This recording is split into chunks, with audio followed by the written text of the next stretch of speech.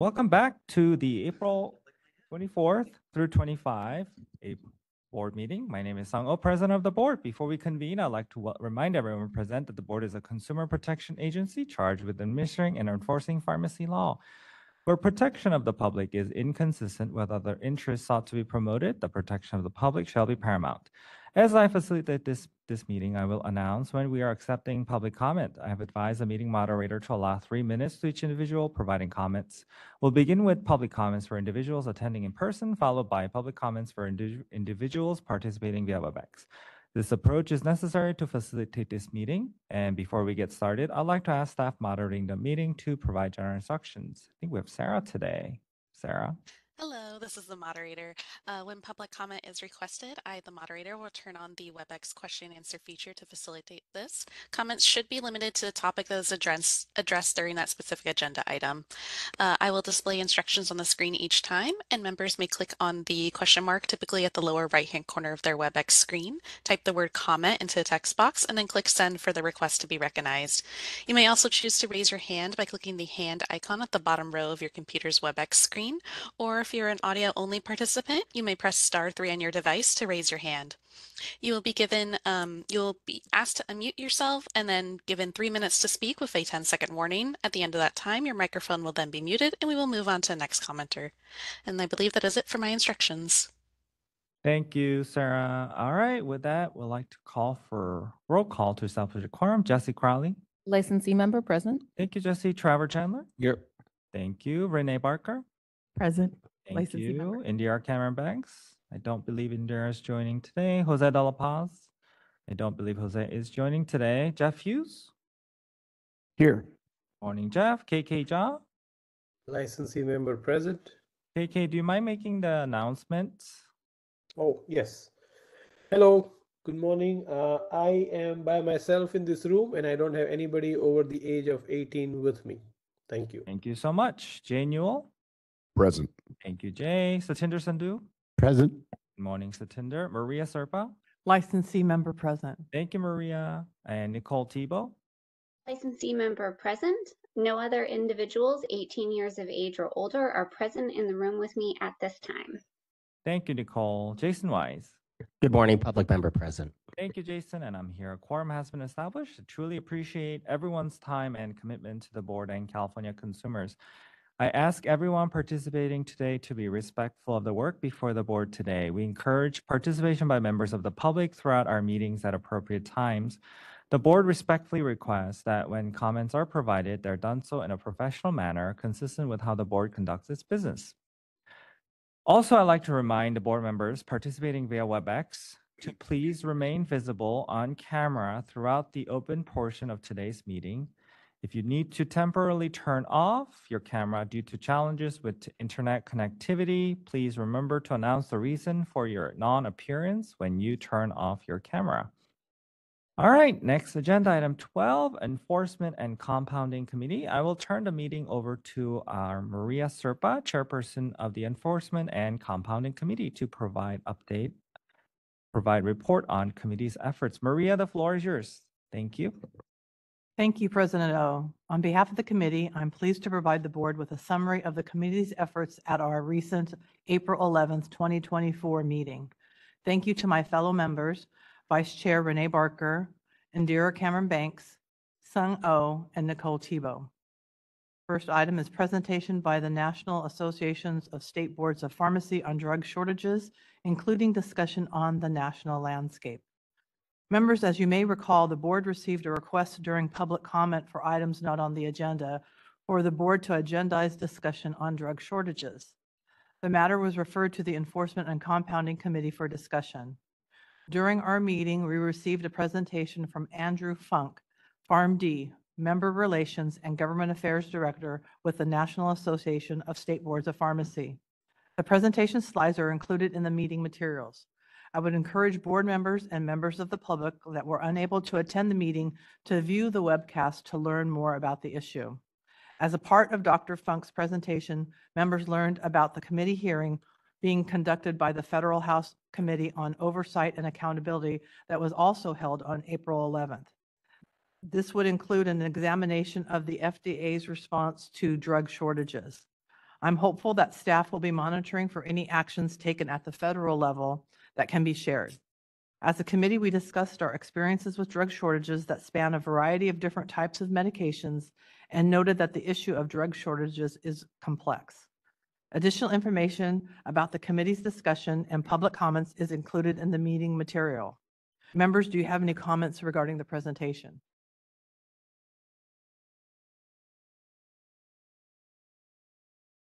Okay, seeing none, we're ready for public comment. Is there any public comment in Sacramento? Seeing none, moderator, we're ready for public comment via WebEx. This is the moderator, and at the direction of the board, I have opened up the Q&A feature for public comment. Members of the public, if you would like to make a comment on this item, please click the Q&A icon located at the bottom right-hand corner of your WebEx screen, or use the raise hand function. And it looks like we have a request from Monty Goddard. And Monty, you'll be given 3 minutes to speak with a 10-second warning. Please click the unmute me button when the prompt appears on your device.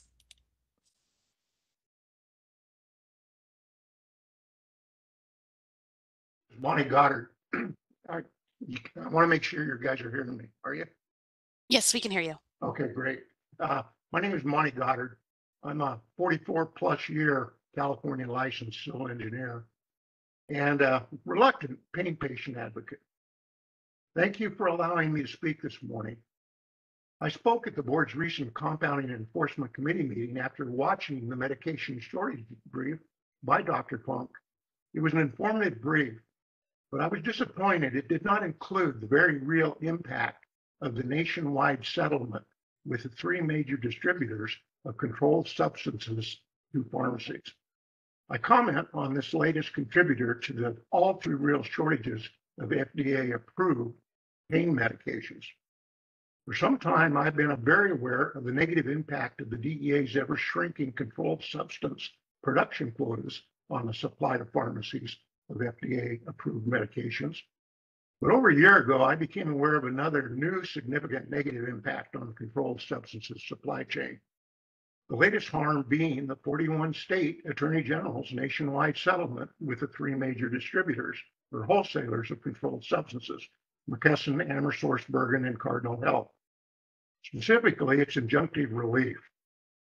After carefully reading all 54 pages of the settlement's injunctive relief, which is labeled Exhibit P, I knew this settlement would have a significant negative impact on the supply of controlled substances to pharmacy shelves. I've collected a myriad of evidence proving I was correct.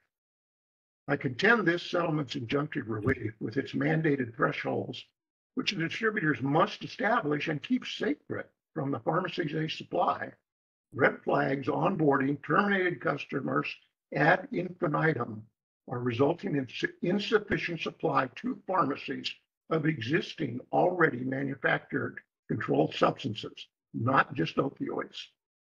The settlement's injunctive relief is very onerous and intimidating, I believe by design. The entire supply chain is rightfully afraid and therefore being overly cautious and restricted. This is a current significant driver of the current shortages of prescription medications pharmacies and their patients are experiencing.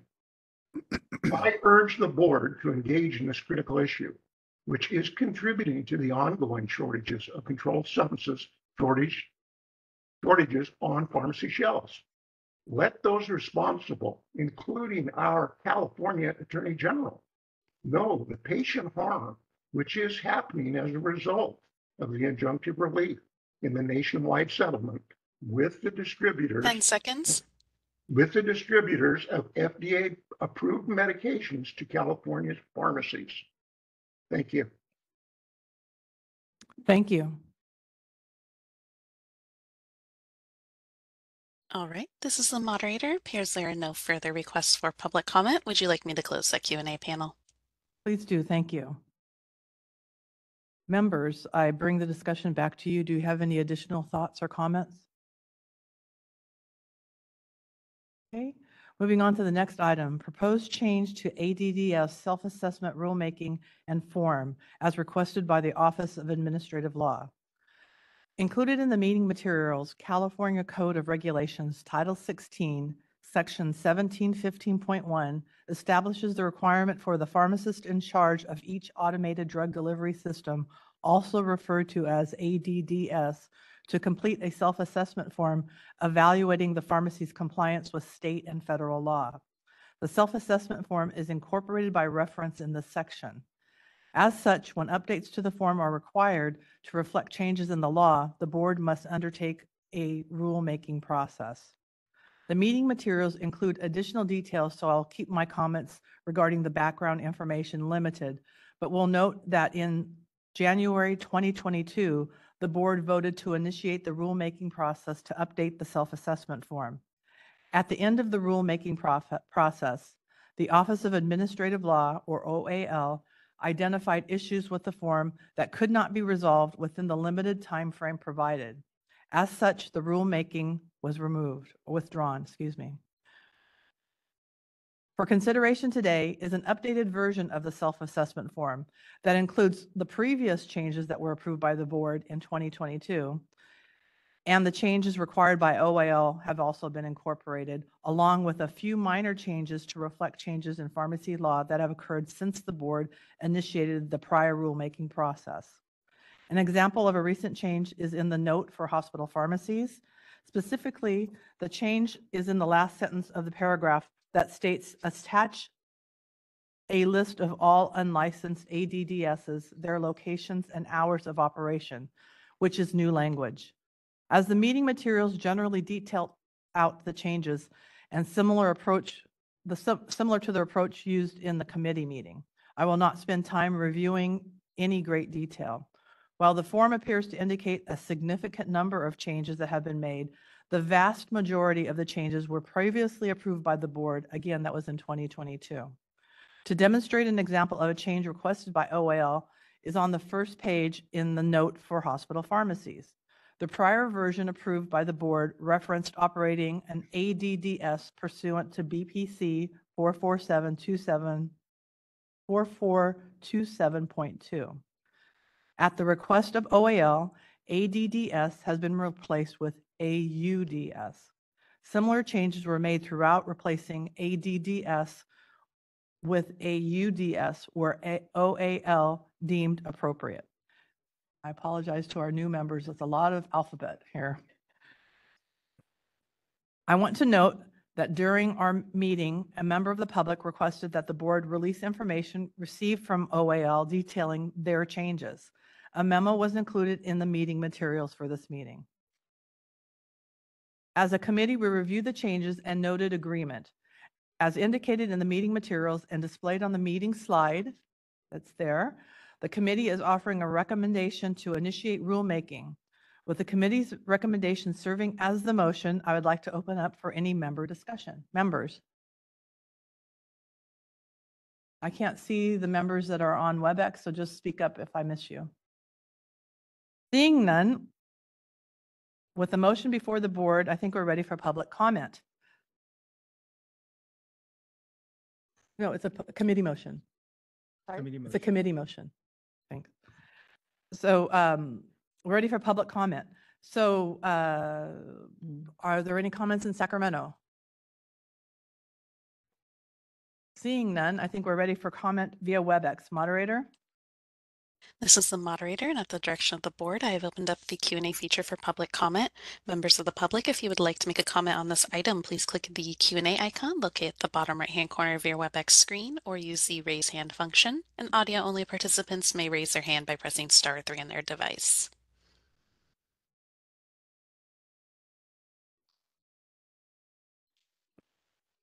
All right, and it looks like we request for comment from Keith Yoshizuka. And Keith, you will be given 3 minutes to speak and a 10-second warning.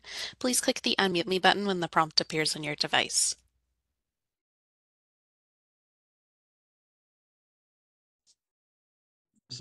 I wanted to thank the board for including the communication and changes that were requested by OAL. Thank you very much. Thank you. All right, this is the moderator. Appears there are no further requests for public comment. Would you like me to close the Q&A panel? Thank you. Members, with no additional comment, I now turn the meeting back to President O for the vote. Thank you, Chair Serpa. Jesse Crowley? Yes. Thank you, Trevor Chandler. Yes. Thank you, Renee Barker. Yes. Thank you, Jeff Hughes. Yes. Thank you, KK Jha. Yes. Thank you, Jay Newell. Yes. Thank you, Satinder Sandhu. Yes. Thank you, Maria Serpa. Yes. Thank you, Nicole Tebow. Yes. Thank you, Jason Wise. Yes. Thank you, and I vote yes, the motion passes. Thank you. Back to you, Chair Serpa. Thank you. Next item is discussion on compounding activities by IV hydration clinics. Members, the meeting materials include relevant sections of federal law that establish the conditions under which compounding human drug products are exempt from the 3 sections of the Federal Food, Drug, and Cosmetic Act. The meeting materials also provide some background information on the issue of IV hydration clinics, including information about the warnings released by the FDA involving instances of drug products being compounded under insanitary conditions. The materials highlight that many of the warnings stem from compounding occurring in sites that are not regulated by the board, including IV hydration clinics. IV hydration clinics appear to be operating in a number of settings, including beauty salons, mobile vans, and gymnasiums, and some appear to lack appropriate oversight and use inappropriate equipment and/or have improper storage, placing patients at risk. As I stated during the meeting, we also see examples of this practice in the media and in advertising offering IV hydration in the workplace, in the home, or in hotels for people who are traveling. These issues are occurring across the nation, including California. Board staff have observed inspections in some IV hydration clinics and report witnessing alarming practices that place consumers at risk. Staff also report challenges with conducting investigations because even basic patient information, administration information, etc., are not maintained or provided to the board. Given the risk to patients and the documented harm, this issue was brought before the committee to consider the issue and determine if there are any actions the board should take to protect patients. During the committee meeting, we discussed a number of policy questions. The meeting materials provide a summary of the discussion and public comments received, so I'll keep my report on this topic short. I believe it is important to emphasize the members agreed that given the board's statutory mandate and the need to protect consumers, the board must take some action. Members generally agreed it may be appropriate for the board to secure additional cease and desist authority if there are instances of unsafe compounding that if there are instances of unsafe compounding that are not currently addressed under the board's current authority. Members also noted the need to ensure patients are educated about potential safety concerns without creating fear for patients that may need IV hydration treatment for an underlying medical condition. It was determined that education would be appropriate as well as development of a policy statement. At our next compound enforcement and compounding meeting, we will consider a draft policy statement that can be used to document the board's position. Further, the committee suggests that the Communication and Public Education Committee develop consumer-facing educational materials highlighting some of the potential dangers of receiving IV products from unlicensed facilities or personnel, as well as the appropriate sources for IV hydration treatment. Jason, would your committee be agreeable to take on that task? Certainly, Chair Serpa. Thank you. Members, do you have any questions or comments? Yes, I just wanted, we had, and we'll touch on this during the licensing committee, but we had a very enlightening briefing about the use of pharmacy technicians outside of pharmacies. An example that constantly came to mind were these IV clinics. And then it was brought to my attention that similar things are being done with oncology, where pharmacy techs are being used in oncology treatment, even though they're not being held up to the same standards as someone within a pharmaceutical setting. And so it's just very eye-opening to me. And so I'm definitely interested in learning more about this and making sure that folks are being held to the same standards, whether it's IV or oncology, where even if the situation doesn't mandate it yet, we should look into making sure that those same standards are held. So really appreciate all the committee's work on this because I'm very interested in learning more. Great, thank you. This is Renee. I just want to make a comment also. Just in terms of that is that, while we do discuss having pharmacy technicians doing that, they're not necessarily, could be pharmacy technicians or could not be technicians, correct? So there could be just people Yeah. hired to do this. There are also pharmacy technicians, possibly, licensed, but not necessarily trained in sterile compounding. I mean, that's, so anyway, but just to maybe make the point that it's not all necessarily technicians, and that just adds to the issue concern. And it is a great concern. There's a very real public safety risk, and people I don't think are aware. That's a really good point. In this situation of IV hydration clinics, the vast majority do not have any medication-trained individuals, where it's different than an oncology clinic. These clinics that are IV hydration, we probably all have seen advertising for them, and they require very little training, and it's on-the-job type of training. Any other comments from members? Okay, I think we're ready for public comment. Any public comment in Sacramento? Seeing none, moderator, we're ready for public comment via WebEx. This is the moderator, and at the direction of the board, I have opened up the Q&A feature for public comment. Members of the public, if you would like to make a comment on this item, please click the Q&A icon located at the bottom right-hand corner of your WebEx screen, or use the raise hand function. And audio-only participants may raise their hand by pressing *3 on their device.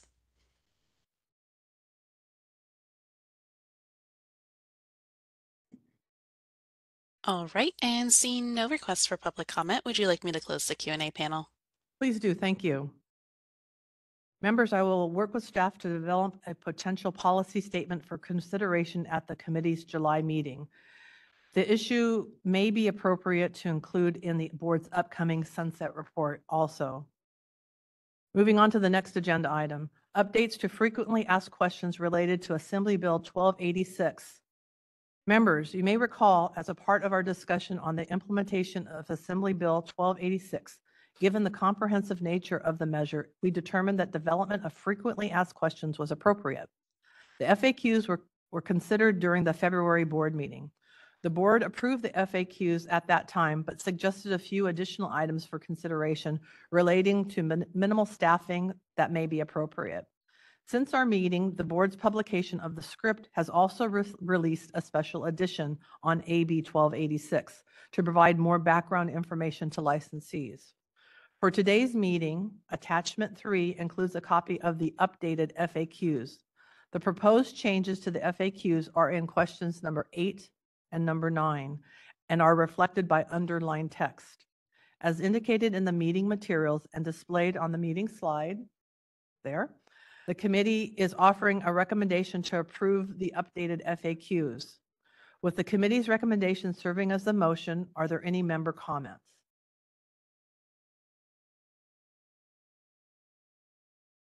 Okay, seeing none, I think we're ready for public comment. Any public comment in Sacramento? Seeing none, moderator, we're ready for public comment via WebEx. This is the moderator, and at the direction of the board, I have opened up the Q&A feature for public comment. Members of the public, if you would like to make a comment on this item, please click the Q&A icon located at the bottom right-hand corner of your WebEx screen, or use the raise hand function. And audio-only participants may raise their hand by pressing *3 on their device. All right, and seeing no requests for public comment, would you like me to close the Q&A panel? Please do. Thank you. Hi, Maria. Sorry, this is Jessie. I just have one comment on question number 8. There is some of the additional notices, including that the minimum staffing does not apply during those hours. Another thing that has come up that I think I forgot about last meeting was outside of those hours, that the SB 1442 still applies, which is something that has come up a lot. Say you have a technician that goes on lunch, and then that puts the pharmacist alone in the pharmacy. That creates a gap where the pharmacist is potentially alone. There needs to be some sort of trained person there. There's a lot of confusion on that. And I think the pharmacists, the public, and employers do need to understand that 1442 still applies outside of those hours. Additionally, I think I think that that question already addresses to the importance that if you are offering services such as immunizations, you still have to have someone staffed at all times. So I don't know if that's another change that we would have to make potentially, but I do appreciate all the additional questions that have been added. I think this helps to clarify a lot. I know AB 1286 is pretty extensive, so there has been a lot of confusion about it. Thank you. I think we tried to answer those questions with the underlined comments in bullet 2 and the additional paragraph. But if you have additional language that we could consider, we could certainly bring it back to the committee, but I'd like to move ahead with what we have now, at least as another iteration. Yeah. Okay. I think FAQ is always a living document, right? And we could probably add a question, with this law, is SB 1442 still valid or whatever, kind of however staff and chair can come up with? That would be a great question. And Okay. to just remind licensees of the 1714.3 is still alive as well with SB 1442 law. So Great, thank you. Members, any other comments before we start to vote? I have a comment. Do we, just for clarification, do board tracks questions that come up to the board, and that may be a good way to gather the questions that come up and maybe address it in future FAQs? Go ahead, Ann. So we get the questions from a couple of different sources, right? Sometimes it's feedback from inspectors based on what they're hearing in the field. Sometimes it's from written comments received, and sometimes it's staff generated. We do have FAQs in a variety of different areas. So for an example, the Ask Inspector FAQs come specifically from the Ask Inspector questions that are received, where there's kind of like common theme kind of things. That's what I was heading to, like ask the inspector, maybe the good source. Great, thank you. Any other comments?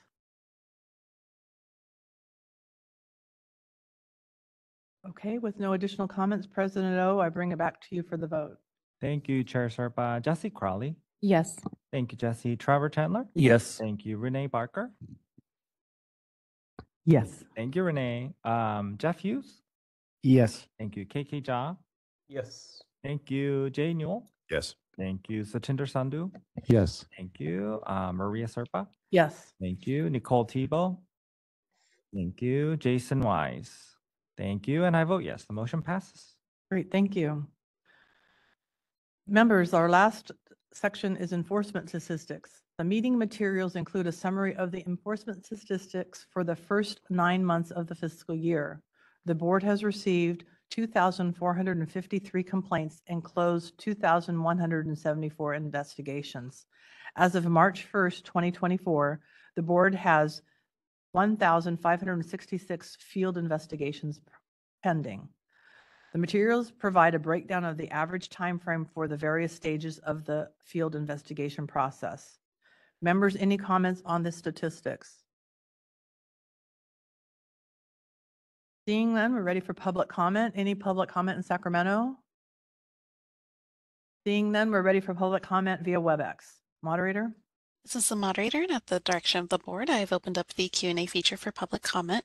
Members of the public, if you would like to make a comment on this item, please click the Q&A icon located at the bottom right-hand corner of your WebEx screen, or use the raise hand function. And audio-only participants may raise their hand by pressing *3 on their device.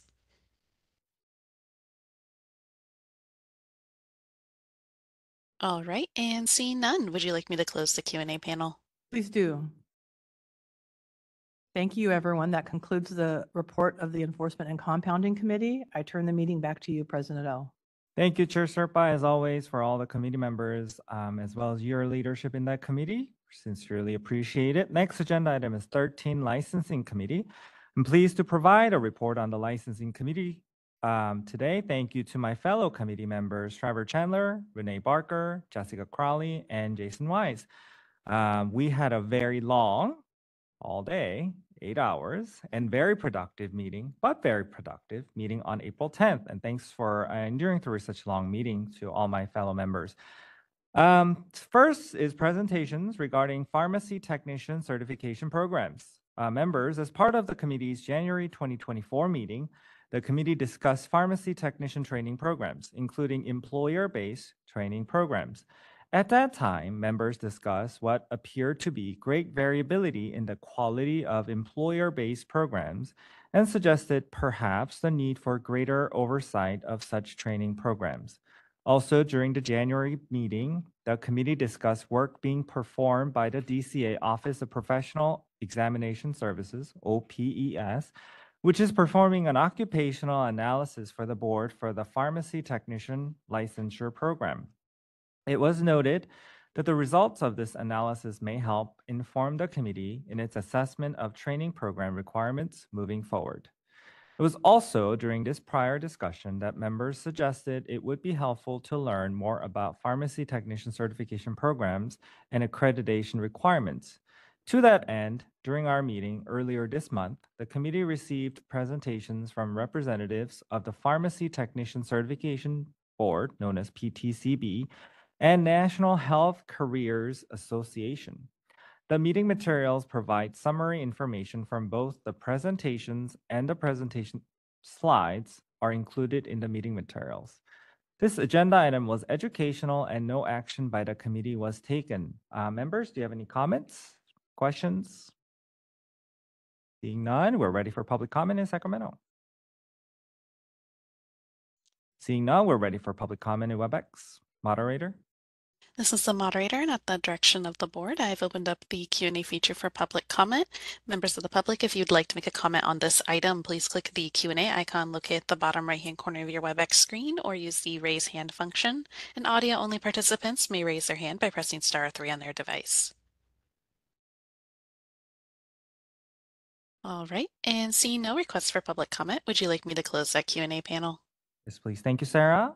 Next was presentation by the American Society of Health Systems Pharmacists, ASHP, regarding technician training program accreditation. Members, the meeting materials detail several relevant sections of pharmacy law, including California Code of Regulations, Title 16, Section 1793.6, which specifies that a pharmacy technician training program approved by the board for purposes of licensure as a pharmacy technician includes a training program that is accredited by the American Society of Health Systems Pharmacists, or ASHP. For our new members, again, alphabet soups here, so just ASHP. As I mentioned under the last agenda item, during the January committee meeting, members indicated that a presentation on the pharmacy technician accreditation program would be helpful. During the April meeting, members received a presentation from a representative from ASHP. A summary of the presentation and the presentation slides are included in the meeting materials. This agenda item was also again for educational purposes, and the committee did not take any action on the information received. Members, do you have any questions or comments on the presentation slides or summary information provided? I'd like to note that if members are interested in viewing any of these presentations, they're also available on the board's website as part of the webcast recording for the April meeting. Members? This is Maria. I'd just like to share my personal experience with technicians trained under the accreditation program, and that in my workplace, and we encouraged others throughout Sacramento County, especially in acute care, to limit their exposure to technicians or student technicians and hiring of technicians who have gone through an accredited program. And that's because of the diverse experiences and lack of preparation of some technicians from other programs that are not accredited. So in my workplace, we only took students from accredited programs and only hired individuals who had no work experience, if it was their first job, only if they came from an accredited program. Thank you, Maria. Any other member comments? Also, just want to highlight that following discussion on the presentations, we discussed the current limitations in the law limiting the types of training programs that allow for experience as a pharmacy technician trainee as a result of the statutory definition of that term in BPC 4038. And so there was a general consensus among members that expansion of the definition of pharmacy technician trainee may be appropriate. We'll consider draft language in the July committee meeting. All right, next is sorry, we're going to go for public comment in Sacramento. Seeing none, ready for public comment in WebEx. This is the moderator, and at the direction of the board, I've opened up the Q&A feature for public comment. Members of the public, if you would like to make a comment on this item, please click the Q&A icon located at the bottom right-hand corner of your WebEx screen, or use the raise hand function. And audio-only participants may raise their hand by pressing *3 on their device. All right, and it appears there are no requests for public comment. Would you like me to close the Q&A panel?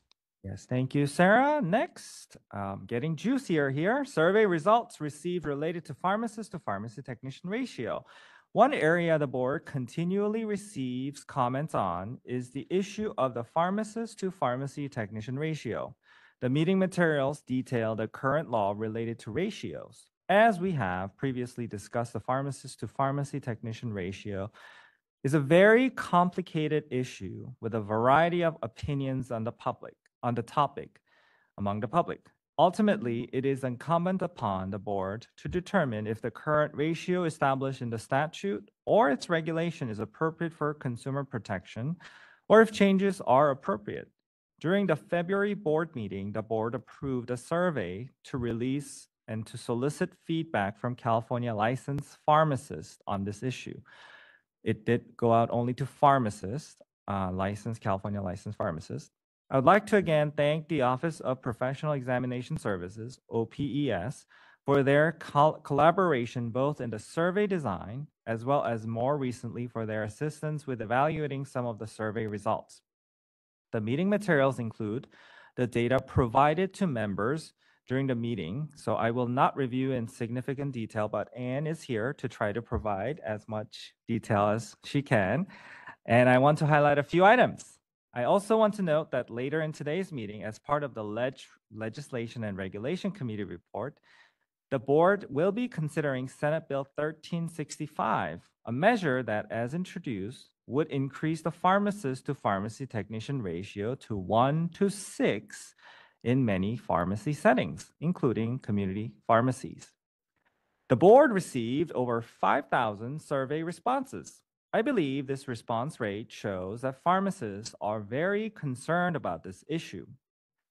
Thank you very much to everyone that participated in the survey. It is so important for the board to understand your opinion on this very important issue that directly impacts your ability to safely provide quality pharmacist care to California patients.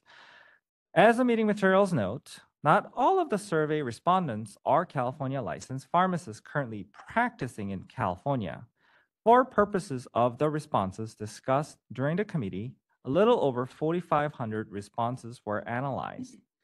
General demographic data suggests that about 35% of the respondents to the survey identified as serving as a pharmacist in charge, and about 88% of survey respondents indicated that they currently supervise a pharmacy technician. About 15% of respondents indicated that they do not supervise other pharmacy personnel. Interestingly, based on the categories of number groupings for additional personnel that the respondents surveyed, the highest response rate was between 5 to 10 other personnel, which was slightly higher than the response rate of pharmacists suggesting they do not supervise a pharmacy personnel. I highlight this only because it shows there are significant variances in the current scope of supervision required of pharmacists. We need to be mindful of this as we consider if changes are appropriate for the pharmacist to pharmacy technician ratio.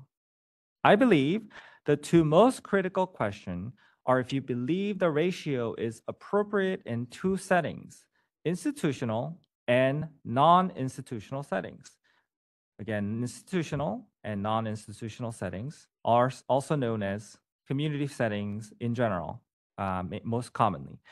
As a quick reminder, the ratio for the institutional setting is determined by the board via regulation, whereas the statute established the ratio generally for the non-institutional setting.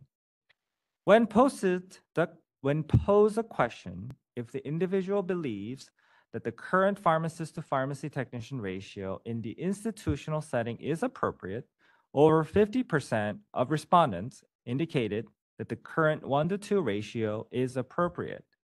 While I'm not sure the board is ready to foreclose the decision to update the current ratio via the regulation process for the institutional pharmacy setting, the survey results appear to suggest that the current ratio remains appropriate.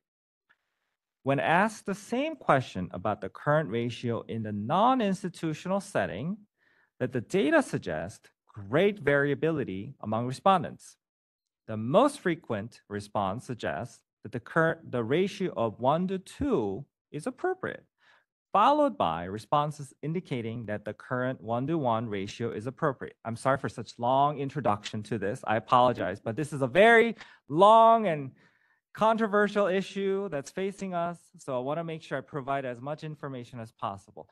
When taking a bit of a deeper dive into this question specifically, the data suggests that respondents that identified as in a management or administrative position, 83.7% of responded that the current 1:1 ratio in the non-institutional setting is not appropriate. When asked to select the appropriate ratio for the non-institutional setting, a ratio of 1:2 received the highest response rate, about 38%, followed by 1:3 ratio, about 27%, with about 22% indicating the ratio should be established by the PIC. And you want to jump in? Yeah, I apologize for the interruption. Just for the record, would like to note that member Jha has been disconnected from the WebEx. Would just like that reflected. Thank you. Thank you. It's unfortunate. I wish KK can come back. See, internet goes out. Nobody can announce, Corinne. It's really unfortunate. I'm just saying, further, the data suggests that respondents that identified as serving as a PIC in a non-institutional setting, 82.6% indicated that the current 1:1 ratio in the non-institutional setting is not appropriate. When asked to select the appropriate ratio for the non-institutional setting, a ratio of 1:2 received the highest response rate, about 41.8%, followed by 1:3 ratio, about 26.1%, with about 20.1% indicating the ratio should be established by the PIC. Now, again, reminder, this is from PIC response. I'm highlighting this specific data as I think it indicates that while sometimes public comments suggested that the board should be significantly changing or eliminating the ratio, even pharmacists in management or administrative positions or those serving as a PIC seem to disagree on that great expansion. Members requested that staff provide more information about the number of survey respondents that are not in a management position or serving as PIC and their belief on the current 1:1 ratio. If Anne can be ready to provide that information, if they have it, I would really appreciate it. As the meeting materials suggest, public comment received during the meeting varied greatly, as expected, with some suggesting the board's survey results are consistent with results from work group meetings convened by the California Pharmacists Association, and others suggesting that the broad expansion of the pharmacist to pharmacy technician ratio is appropriate. Public comment suggested that the board should also consider establishing an overall cap on the number of individuals that can work in the pharmacy.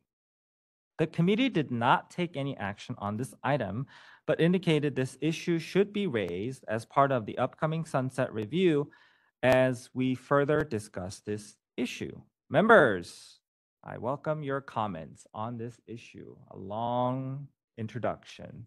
Feel free to jump in. This is Renee. I thought what an important discussion that was brought up in the public comment was, what other states are doing.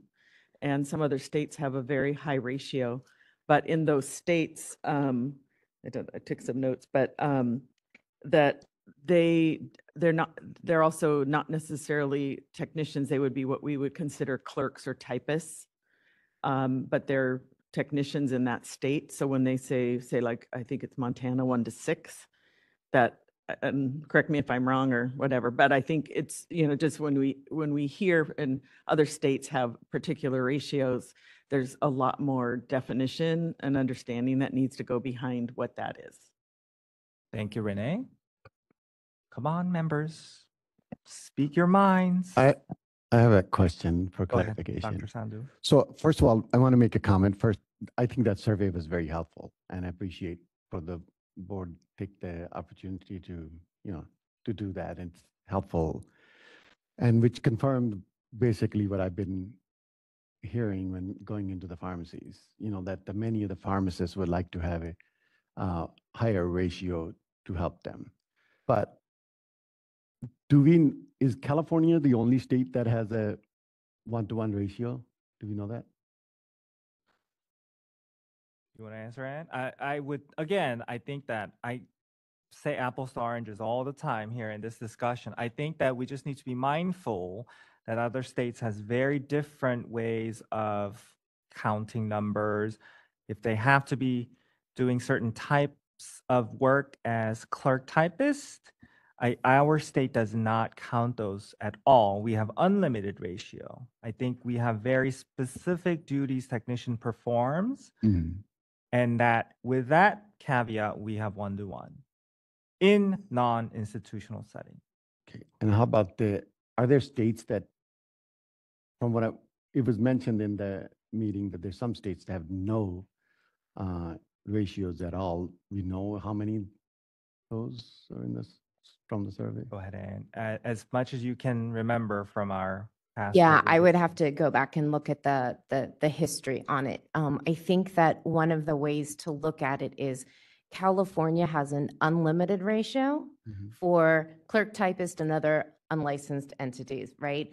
Where the law requires a license to perform pharmacy technician duties is where it's the 1-to-1 and the 2-to-3. But the rest of the personnel, right, the rest of the unlicensed personnel in California is unlimited.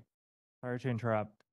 I think KK is back and he has raised his hand, so I'm gonna let him have the opportunity to speak and test his microphone as video. We can see you. Go ahead, KK. Sorry to interrupt. I'm back, and nobody else over the age of 18 is with me in this room. Thank you. Thank you. And to answer Satinder's question, this is just an unofficial, but as far as my notes are concerned, there are 21 states with no ratio, but California indeed have unlimited ratio for the clerk typists. Thank you. I appreciate that. Go ahead, Maria. I had a comment, but I also wanted to add to Satinder's comment that there are states that do not have any licensure for technicians. So they have no education or training requirements in some states, but they still use the word technician sometimes, not all. My comments was about acute care and institutional setting. I know that that was not the vast majority of the discussion, which is a little disappointing for me, but I understand that we probably over time will have separate discussions on the two.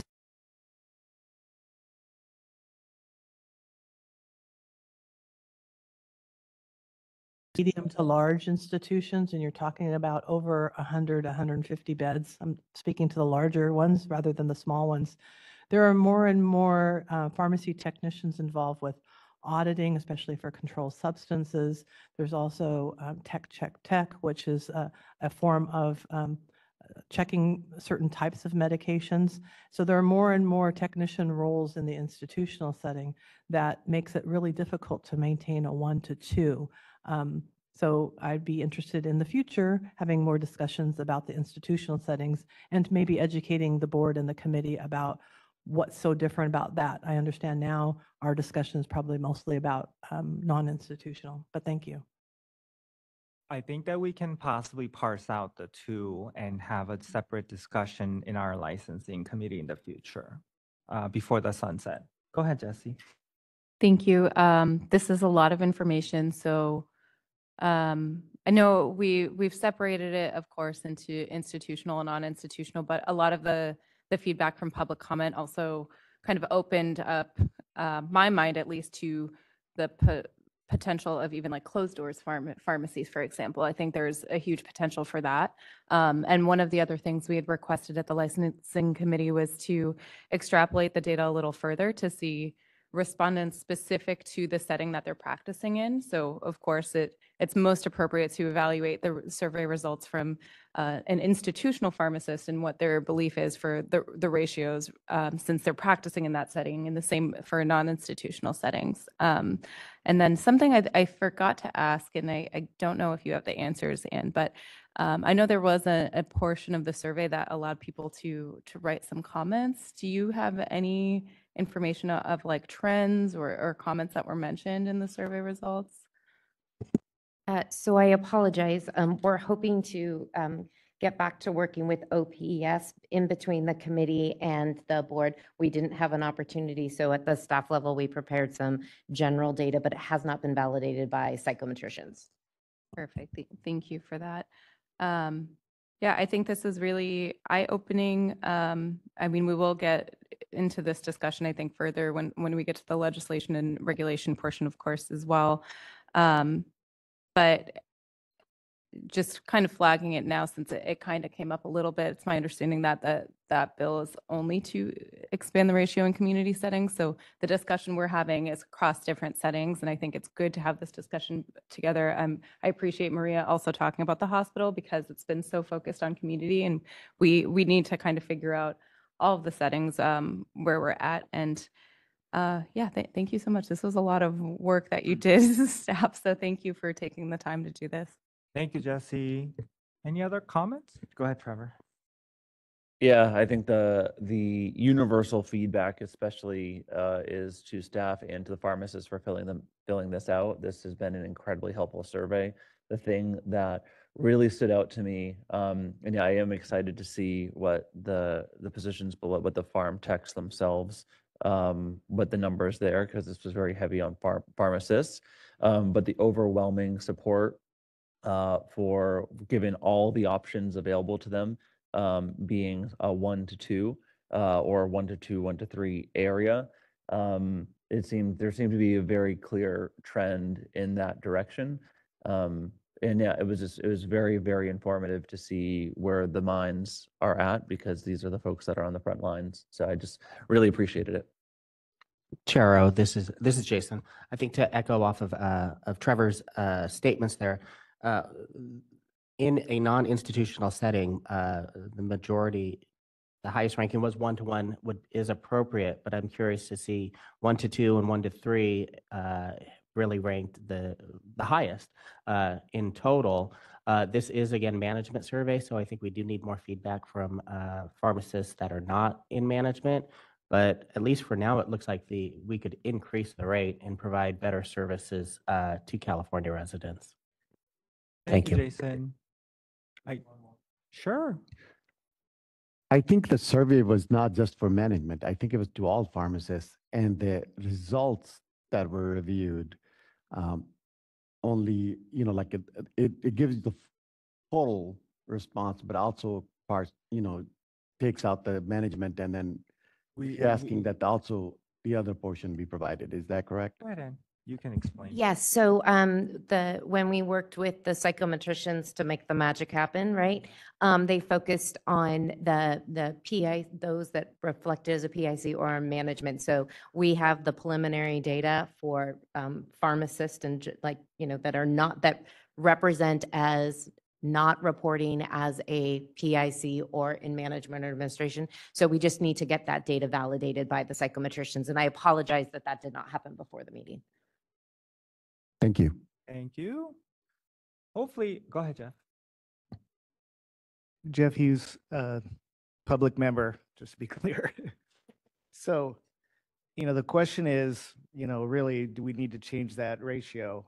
And unfortunately, like many institutions or organizations throughout the state, keeping the proper employment numbers in getting the right people in the right positions has been very difficult across the boards, including public safety. So having the right numbers, as long as we can match the needs of the pharmacists so that they're not having to do every position to have the operation go smoothly, as well as protecting the public so that we have the right people doing the right job. That's really the goal. So if, the survey, which was very helpful, is establishing what the pharmacists across the state are hoping for, if that is in line with protecting the public and allowing the pharmacists to do the job that they should be focused on in the first place, I'm for kind of leaning into what the results say, and that's something that perhaps we should be talking about. If this should be talked about during those closed meetings or the individual meetings, I understand. I don't want to take up a bunch of time discussing this stuff in an open forum if that's not appropriate. But that's just my thought. It's the opposite. We have to talk about this in open forum only. Good. So, that's my thought. Nicole, your hand is raised. Yes, hi. I just wanted to add, I think I lean in this issue towards a slightly hybrid approach, or maybe not hybrid, but that we set a max number that the ratio can be, but that there is a caveat included that it is at the discretion of the PIC and or the pharmacist. Absolutely. Mhm. Yeah, kind of the things that we did with AB 1286. So no one can be forced to do it, but I think it's really important that we have that caveat in there that it's only if the pharmacist on duty and or PIC feel that it's appropriate. Nicole, thanks for being a mind reader. That's what I was going to actually suggest. Hopefully, we will have some sort of conclusion as a board at one point before the sunset, so we can have that included in our sunset report. But hopefully, we can come to some sort of an agreement. Satinder? Yeah, I think I agree with Nicole. I think since we, gave a lot of discretion to PICs and pharmacists supervising in 1286 to determine the working conditions, this would be just another tool in their box to, make appropriate decision that's necessary for them at that time and not be hands tied because of a particular ratio. I would also add, similar to AB 1286, I would suggest that the pharmacist on duty also have the ability to reject that additional technician as well. I would say just from a community setting, you can also often have floater pharmacists, for example, who may not be familiar with the store, they may not know the staff, and they may not feel comfortable having additional technicians under their license if they don't know who they are. Thank you. Thanks for the comments. Any other comments? All right, we're ready for public comment in Sacramento. Any public comment?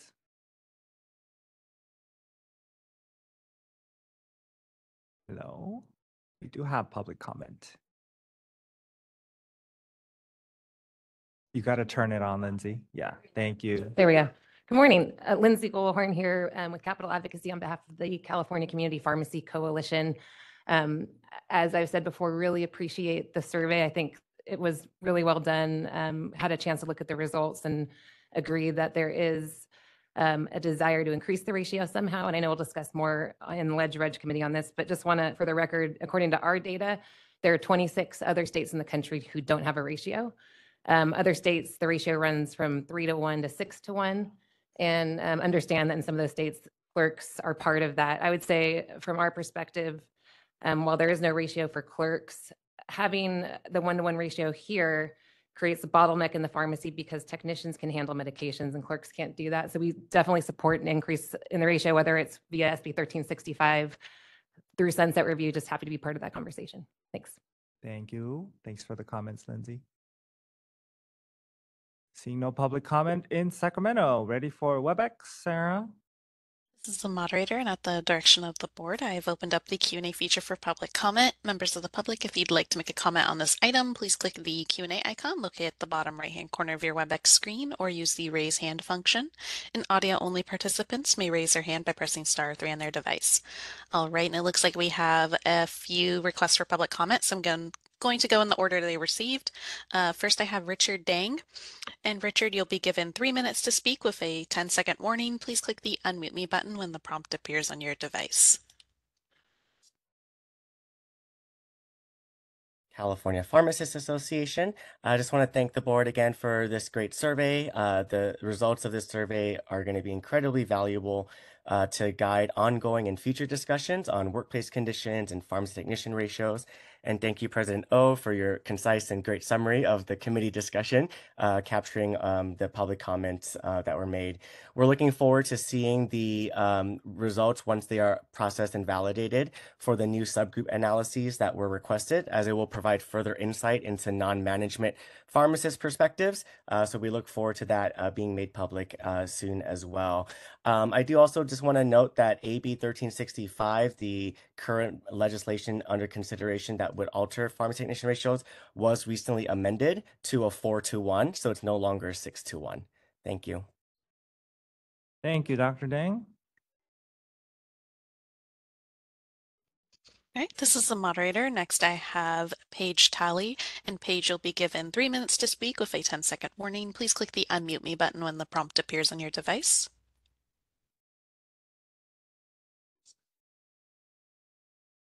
Paige Talley with the California Council for the Advancement of Pharmacy. And I won't belabor comments I've made in the past, but I just want to say that I am happy that Maria Serpa brought up the fact that there needs to be a meeting just for institutional care, because while many people might think that's just hospitals, skilled nursing facilities, ICFs, are institutional care. And right now their ratio, Dr. Sung was right, that it's 1-to-2. However, and I wasn't going to say this, but I am now. However, pharmacies that are long-term care and servicing skilled nursing facilities and ALFs and RCFEs and other congregate living sites cannot do a 1-to-2 ratio at the same time as they're filling those other ALFs or RCFEs. So I think that needs to be changed. Thank you. Thank you for the comment.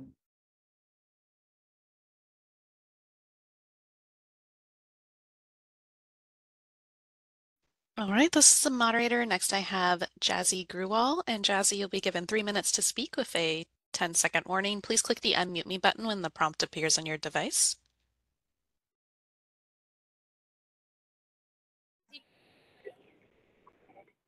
Hi, good morning. Jazzy Graywell with UFCW Western States Council.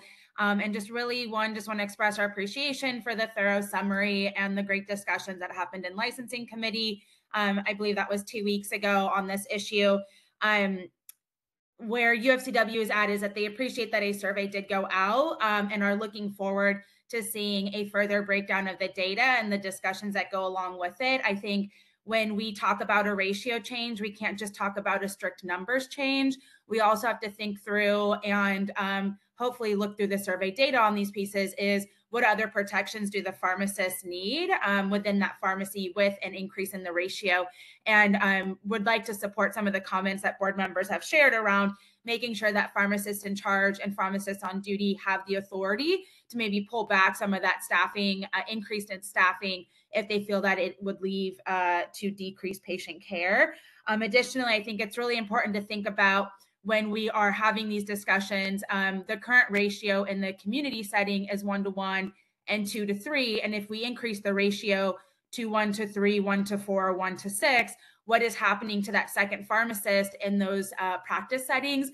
In our experience in the retail setting, when there is a second pharmacist on staff, that is a very lucky situation. Our pharmacists that have overlapping pharmacist schedule and a second staff on duty is a pretty rare situation amongst the retail side.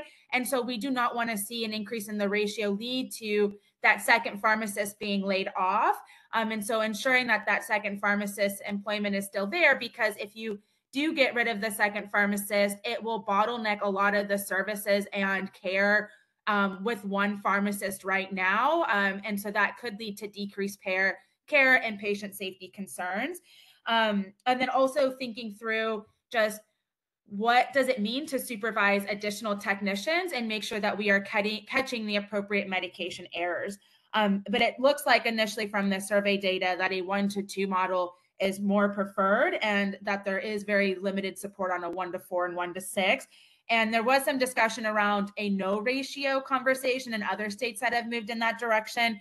And just want to make the point that I believe has already been made, just to reiterate that this isn't an apples to apples comparison of what California does to other states.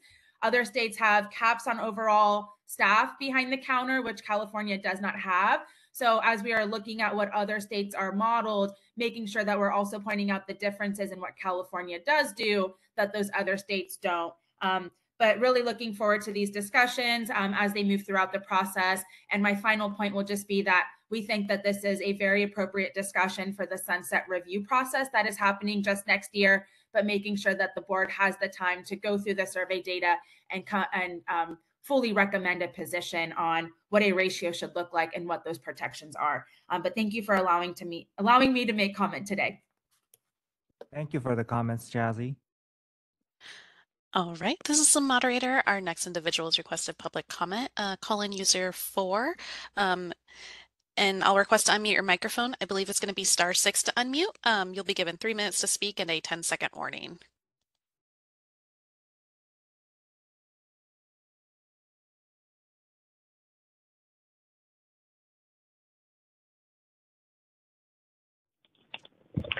Hi, this is Maria Lopez, pharmacist in San Francisco, Mission Wellness. A couple of comments that I wanted to make regarding the prior comments. With regard to the practice of pharmacy, it is evolving quite a bit, particularly when we have pharmacists' expanded scope in providing vaccines, testing, CLIA-waived testing, and other clinical services. And so I think we need to be mindful of the prior comments about the second pharmacist, because the second pharmacist is often involved in those settings in pharmacies that are changing and advancing. And then the other comment I just want to make about was I heard the max number of staff recommendation by the presentation, and I just want to caution on max numbers. Because we need to consider technology and advances, in the industry. For example, with robotics. Also, I was sort of wondering about remote pharmacists that are working remotely or technicians at a desk, and where do those count in? So I think it's important to just be cautious about trying to put max numbers, given that the industry and technology is changing. And that's all I have to add. Thank you. Thank you for the comment. All right, this is the moderator. Our next individual is Max O. And Max, you'll be given 3 minutes to speak with a 10-second warning. Please click the unmute me button when the prompt appears on your device.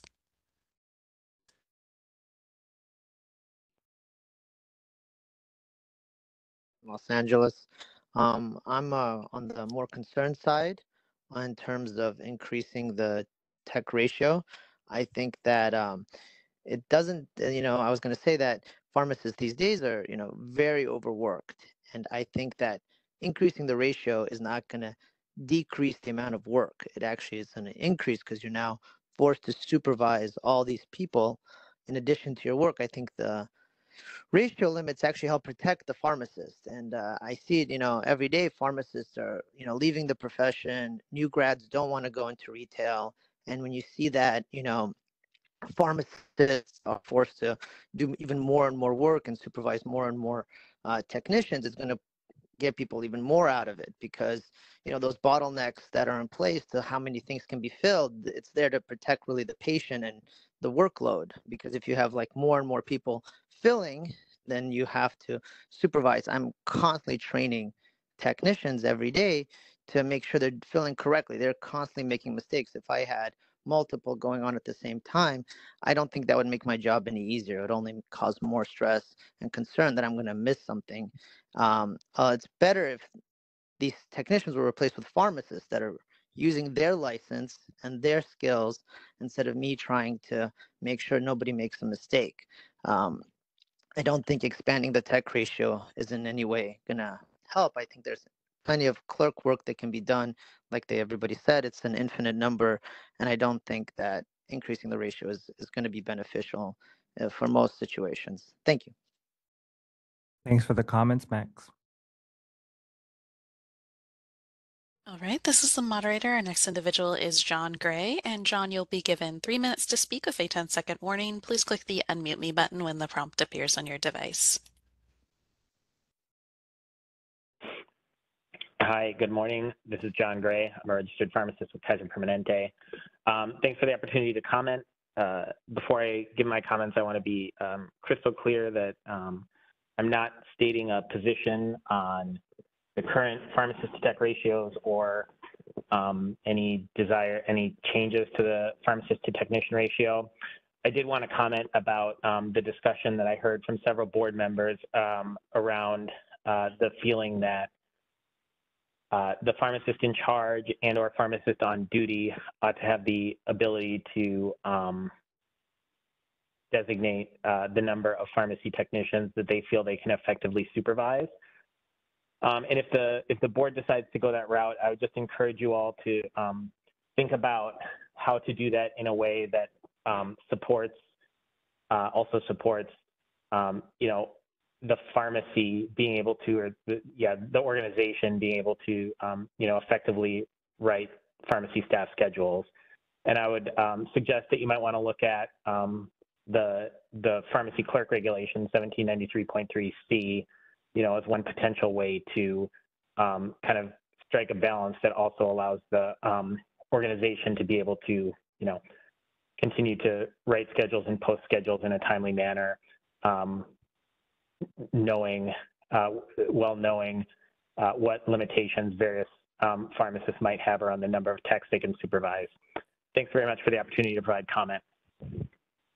Thanks for the comments, Dr. Gray. All right, this is the moderator. Appears there are no further requests for public comment. Would you like me to close the Q&A panel? Yes, please. Thank you. Okay, members, after that, any other comments before we move to the next agenda? Yes, sorry, Sung. I have a couple comments. I think the public comments were really thorough. I love the discussion surrounding this, by the way. Some of the things that come up for me and that I'm reminding of listening to the comments. Number one, the need for more pharmacists. So we know that there's not a pharmacist shortage as we continue discussion about expanding pharmacist duties, and we're providing more clinical services, particularly in retail settings. I think it's important to highlight how useful a second pharmacist is in the store. It's so nice when there is a little bit of overlap. We're very lucky if we do have some, but being able to have one pharmacist focused on verification while the other provides the service of consultations, providing specialty injections, doing furnishing of hormonal contraception is really beneficial. And I think I just want to highlight that when we talk about stress and workload, because I think that's a viable solution that can be had. The other thing with med errors too, so I think I remember way back when we had discussions with ISMP, they mentioned that medication errors they see consistently regardless of the volume. It seems like the percentage stays the same. And I have heard employers say, well, some of the busier pharmacies, they have more support and they have less errors, which indicates to me, and from the presentation that I believe that ISMP had, is they're either not catching the errors or they're finding it and not reporting it, which is a bigger issue too. I don't think pharmacists necessarily grasp the liability aspect of supervising more technicians. I didn't fully understand it until I was on the board and doing disciplinary cases, that you are 100% responsible for everything that your technician does in the pharmacy. They are not considered autonomous under California law. So making sure in some capacity as we continue this discussion that there's communication to pharmacies as well, highlighting that. Because sometimes I think it's easy to get overwhelmed by your workload and not actually be paying attention to what your ancillary staff is doing. And so I think making sure that pharmacists understand and take ownership of the people that they're supervising and are paying as much attention as they can to what's going on around them as they're doing their duties as a pharmacist, I think is going to be important through this discussion. Thank you, Jesse. Great comment. Any other member comments? Yeah, President O, I did want to follow up on John Gray's remarks. As a public member, I was really curious, how do pharmacies not only schedule with having a pick in charge of what the tech ratio would be, how does that work in the real world, and how do we ensure that that patients are able to receive the medications that we need? So I look forward to that discussion. Thank you. So commenting to that, actually, something that I think we forget to mention throughout this discussion when it comes to tech ratio, there's often the discussion of not the inability to staff more technicians because of the limitation in ratio, which really isn't the case, because you can have multiple technicians working at the same time under one pharmacist. It's just that only one of them can be performing technician duties at a time. So the other technician can be in the pharmacy and they can be doing clerical duties. And so I think it's an important thing to highlight. You can still have pharmacists who may have a difference in opinion on what they're comfortable supervising in the same pharmacy. It's just that one technician will be doing different duties while they're working with one pharmacist versus the other. Thank you, Jesse. That's a great comment. Ajay? Yeah, really quickly. One, I really appreciated the survey. And again, I'm a public member. So I'm sort of just getting my footing here. But without information on errors and other things that go wrong as a result of not having a certain number, it just seems like we're playing with a decision around something that has actual data that would relate to whether or not it's beneficial. So I think it would be great to have additional data on errors, which I know is kind of a whole separate issue, but that's the information to me that would really drive it in one direction or another. Thank you, Jay. That's a great comment. So to get sidetracked too much, but I do, I was hoping that with our new medication error reporting mandatory, once that comes in place, and my original hope was that tech ratio would, as it was discussed in previous meetings, we did discuss possibly board having the regulatory authority to change it instead of the statutory change.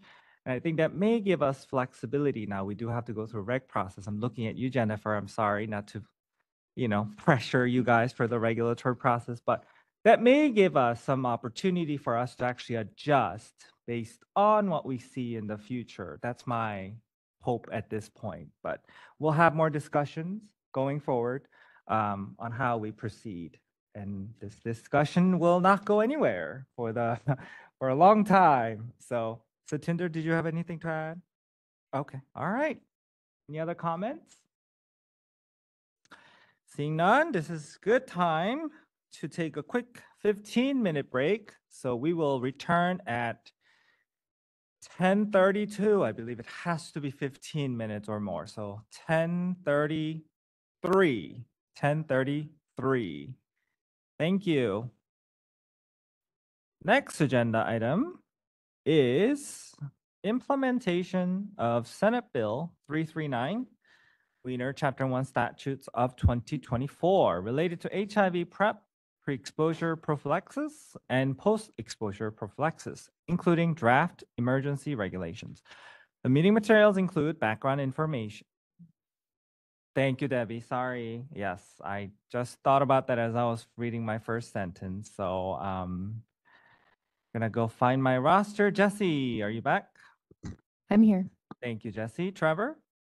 Here. Thank you, Renee. Here. Thank you, Renee. Okay, Jeff. Here. Thank you, Jeff. KK? Present. Thank you, Jay. Here. Thank you, Satinder. Here. Thank you, Maria. Here. Thank you, Nicole. Here. Thank you, Jason. Here.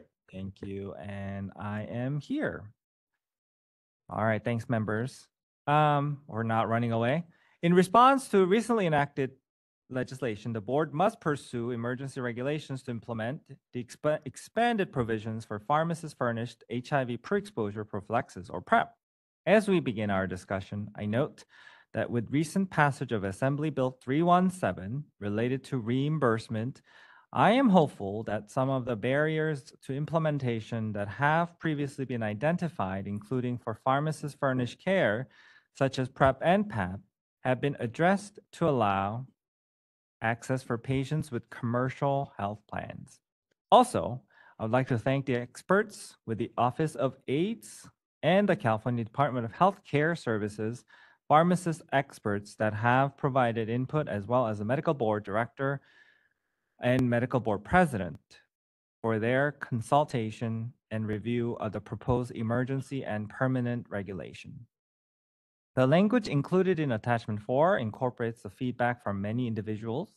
As I shared during the committee meeting, I have been informed that the medical board has no concerns or edits to the language. Also, as emergency regulations are not something the board generally pursues, Jennifer Robbins, DCA Rec Counsel, is available to assist if we have any questions.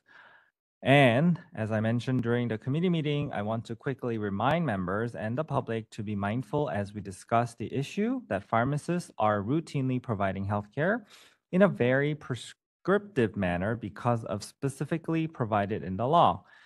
As healthcare professionals, I believe it is appropriate to start empowering pharmacists to rely on their professional judgment when providing patient care. I say this mainly to caution us not to be overly prescriptive on the proposed regulation language. As a committee, we considered the language and believe it is appropriate. The meeting materials include the committee's recommendations that serves as a motion. But before we do, any member comments? Yes, President Sung, just that I'm fully in support of this. Senator Wiener has been a champion of this bill and the fact that it's now gone through and we're providing additional resources to pharmacists throughout the state. And I just also want to note that this goes in tandem with item discussed a meeting or two ago regarding the continuing education update with the LGBT community. And obviously I'm from San Francisco, where we are fortunate to have robust HIV AIDS prevention services, as well as a robust representation of the LGBTQ community. But for so many folks and pharmacists and their customers and consumers throughout the state, especially in rural areas, not only finding a primary care physician or a doctor who is fully educated on these issues and able to competently prescribe PEP and PrEP, expanding the universe of folks who can provide this service into the pharmacist community is incredibly important, especially for those in the LGBT community who are looking to protect themselves. And so just very much in support of this and continual expansion of HIV and AIDS prevention, because every infection now is preventable, and actions such as these and whatever continues to happen is going to be really really important. So between this and the continuing the cultural competency that the board has supported in past, I think is going to make a very real, intangible difference on the lives of the LGBTQ community across the state. So just wanted to put that out there. Thank you, Trevor. Jay, did you have any comments? Okay. Any other comments? Hi, this is Jessie. So the one other thing I wanted to highlight was some of the discussion we had at the meeting regarding the record retention. And I think that needs to be part of a larger discussion moving forward as we continue to expand pharmacist autonomy and clinical services, including furnishing. I think there should be a longer discussion and consideration of increasing the length of time that we retain records for these sort of services. Thank you. All right.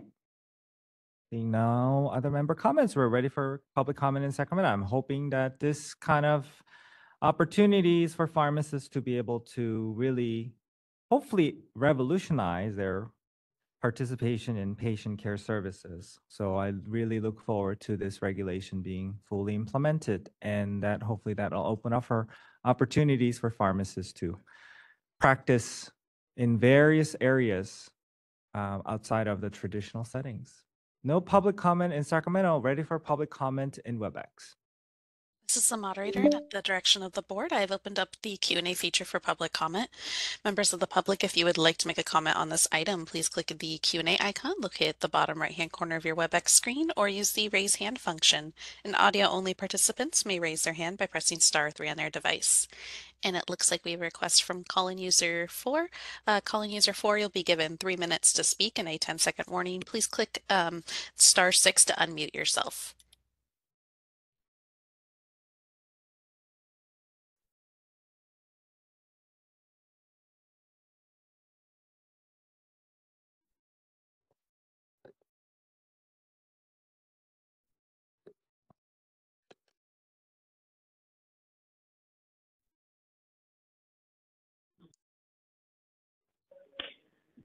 Hello, this is Maria Lopez, pharmacist at Mission Wellness, HIV PrEP specialist and capacity building assistant consultant.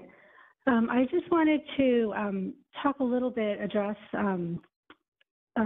comments or the training specifically. We recently held with the Office of AIDS a SB 339 stakeholder call, which included pharmacy owners, independent pharmacy owners and pharmacists who were trying to implement PrEP and PEP. And we wanted to get feedback specifically around the regulation. A couple things about the training requirements now. They are very specific with regard to California. There is language in the regulation that pretty much eliminates pharmacists from taking other education training programs outside of a California-specific PrEP and PEP training. During SB 3159, we had the California Pharmacists Association, CSHP, and the Board of Pharmacy all create trainings specific for California. They did get outdated pretty quickly, and some of the stakeholder comment was that they weren't very useful.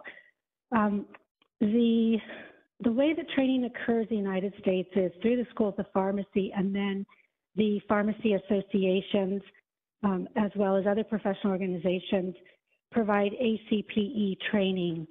We currently have HIV prevention training that is available at the national level.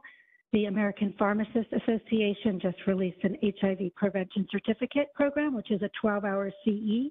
It's similar to the APHA immunization certification that many pharmacists complete. And that was released in February of 2024.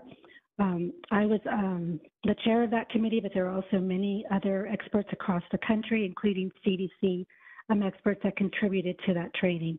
So that's one national training that is very comprehensive and would not allow pharmacists in California to provide SB 339 according to the current regulation. Other trainings that are available are trainings through the CDC. The CDC has actually created pharmacist-specific HIV prevention training programs. There's also, and they're ACPE certified, there's also training through the National STD Center, as well as a number of industry-created HIV-specific trainings. One thing to note about these trainings that are available at the national level is that there are not, that they are updated continually. And that's kind of important for training because we want pharmacists to have the most up-to-date training. I think my time is over. Thank you for the comments, Dr. Lopez.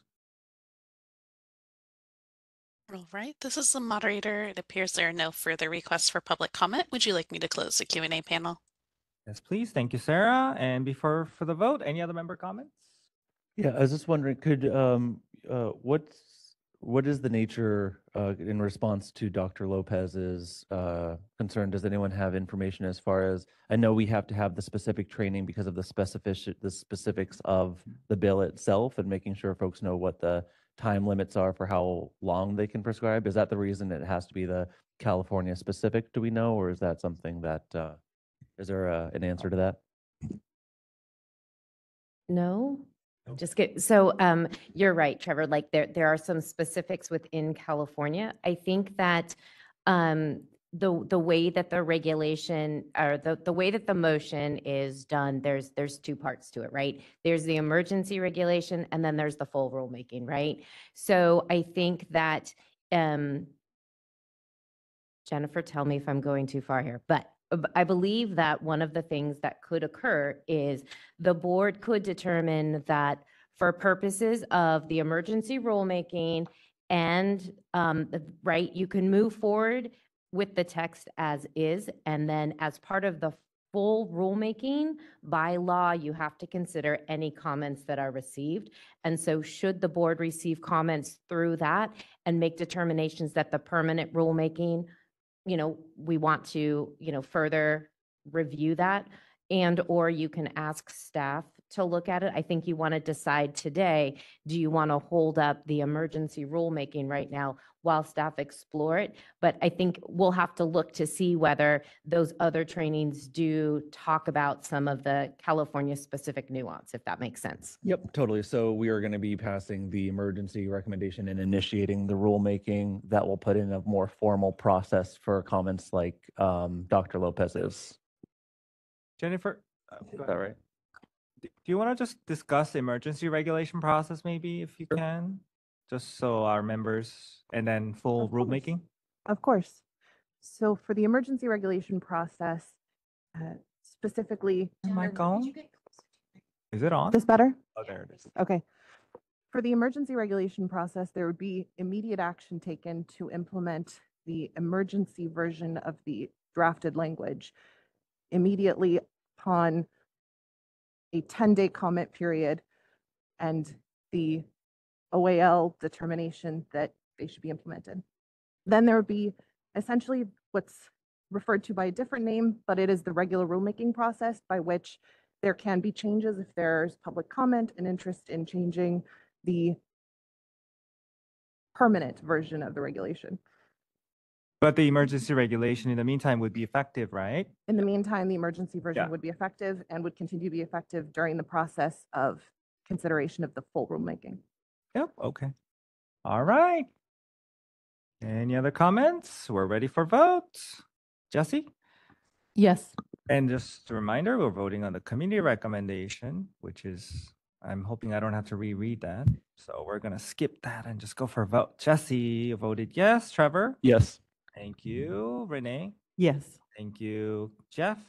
Yes. Thank you. KK? Yes. Thank you. Jay? Yes. Thank you. Satinder? Yes. Thank you. Maria? Yes. Thank you. Nicole? Yes. Thank you. Jason? Yes. Thank you. And I vote yes. The motion passes. As a related item, the board has identified experts to assist the board with updates to its training program to incorporate the changes made in SB 339. The licensing committee and the board will be kept appraised of these efforts. Next is proposed amendment to California Code of Regulations Title 16, Section 1713 related to the use of automated drug delivery systems, ADDS, another alphabet soup for our members, ADS, they call it. The meeting materials detail the relevant laws related to this agenda item, most related to our discussion. Business and Professions Code Section 4427.6 provides specific requirements for the use of automated patient dispensing systems, also referred to as an APDS. So ADS is like an umbrella for either APDS or AUDS. We're talking APDS, Automated Patient Dispensing Systems.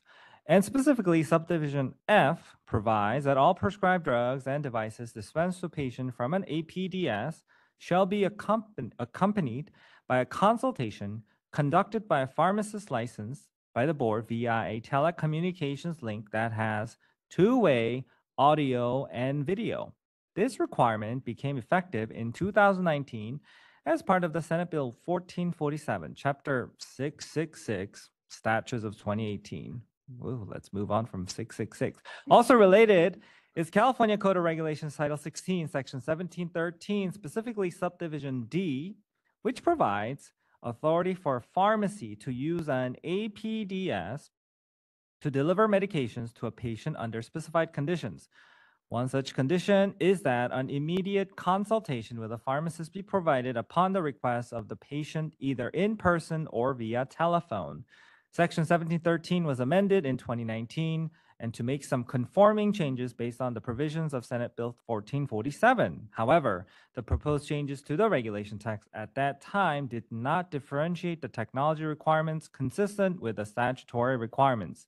This had led to some confusion among the stakeholders about when two-way audio and video is required, consistent with the Business and Professions Code Section 4427.6 and the regulation.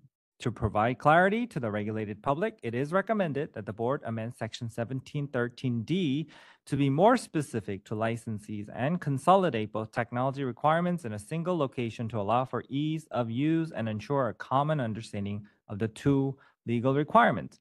After discussion, the committee noted agreement with the staff recommendation and proposed language. Members, I direct your attention to attachment 5, which includes the proposed changes to the regulation text. And as indicated in the meeting materials, the committee is offering a recommendation. With the committee's recommendation serving as a motion, opening up for member comments. No member comments. All right, ready for public comment in Sacramento? Seeing none, we're ready for public comment in WebEx. This is the moderator, and at the direction of the board, I've opened up the Q&A feature for public comment. Members of the public, if you would like to make a comment on this item, please click the Q&A icon located at the bottom right-hand corner of your WebEx screen, or use the raise hand function.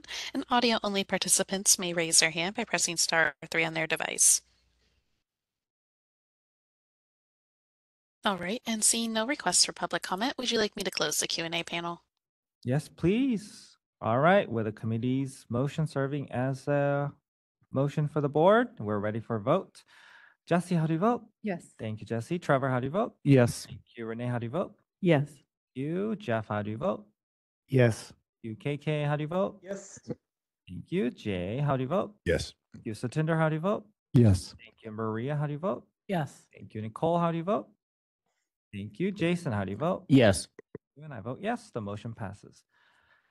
Next item is proposal to establish authority to waive the renewal fee requirement for pharmacists licensed over 50 years.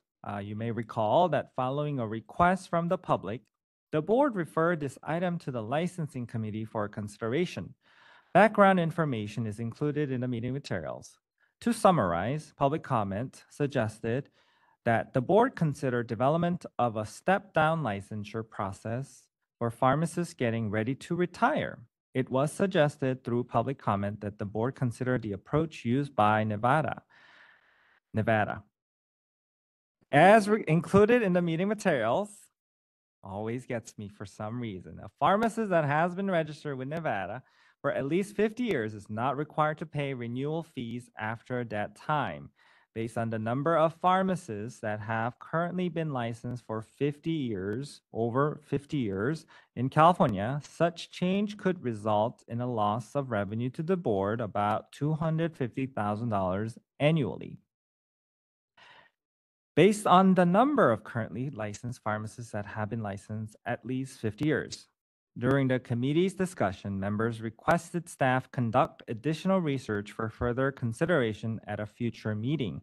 As the committee believed that this may be an appropriate issue to include in the board sunset report, I believe this item will be included for discussion as part of either July or October licensing committee meetings.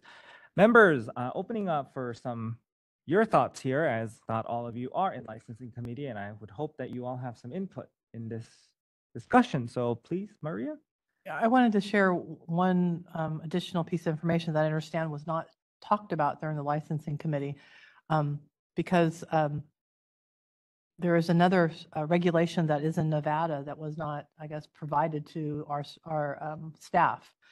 And the reason I know about it is because last year I used this regulation. I used to be a licensed pharmacist in Nevada and was looking at discontinuing my licensure there.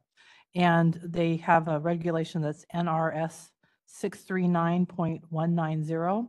And the staff at the Nevada State Board of Pharmacy told me that I could use this regulation to stop paying my renewal fees and I would not be a practicing pharmacist in Nevada, but I would have the opportunity within 5 years to restart. So I could stop paying. So the regulation reads that the registration is forfeited by a person within 5 years thereafter issuing certificate of registration.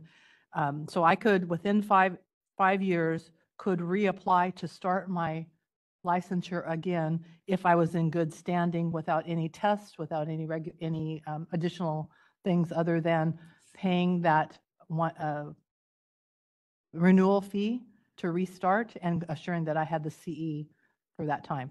And so that was something I understand that the committee did not consider, and that would not be I don't think it would be necessarily a financial challenge for our board, because what I understand what happens in Nevada, which other people do, like myself, it gives them a little buffer. So it's not like they're planning, but it's scary. I mean, we worked really hard for our pharmacist license. It's really kind of scary to let it go. And, it felt kind of a little transition of it's there if I need it in another 5 years. So if you're describing Maria is like in Nevada, that they have this 5 year where you could come back within that 5 years, right? That you have the opportunity, but you don't have to pay. You just have to pay for that year that you start. Right. And you don't have to take any test or do any additional. Keep up with CE. Yeah. Okay. I think that can be considered by the committee. And Yeah, so we can totally look at it. I think that the waiving the fee, which is the other proposal, is kind of doing this, might be kind of doing the same thing.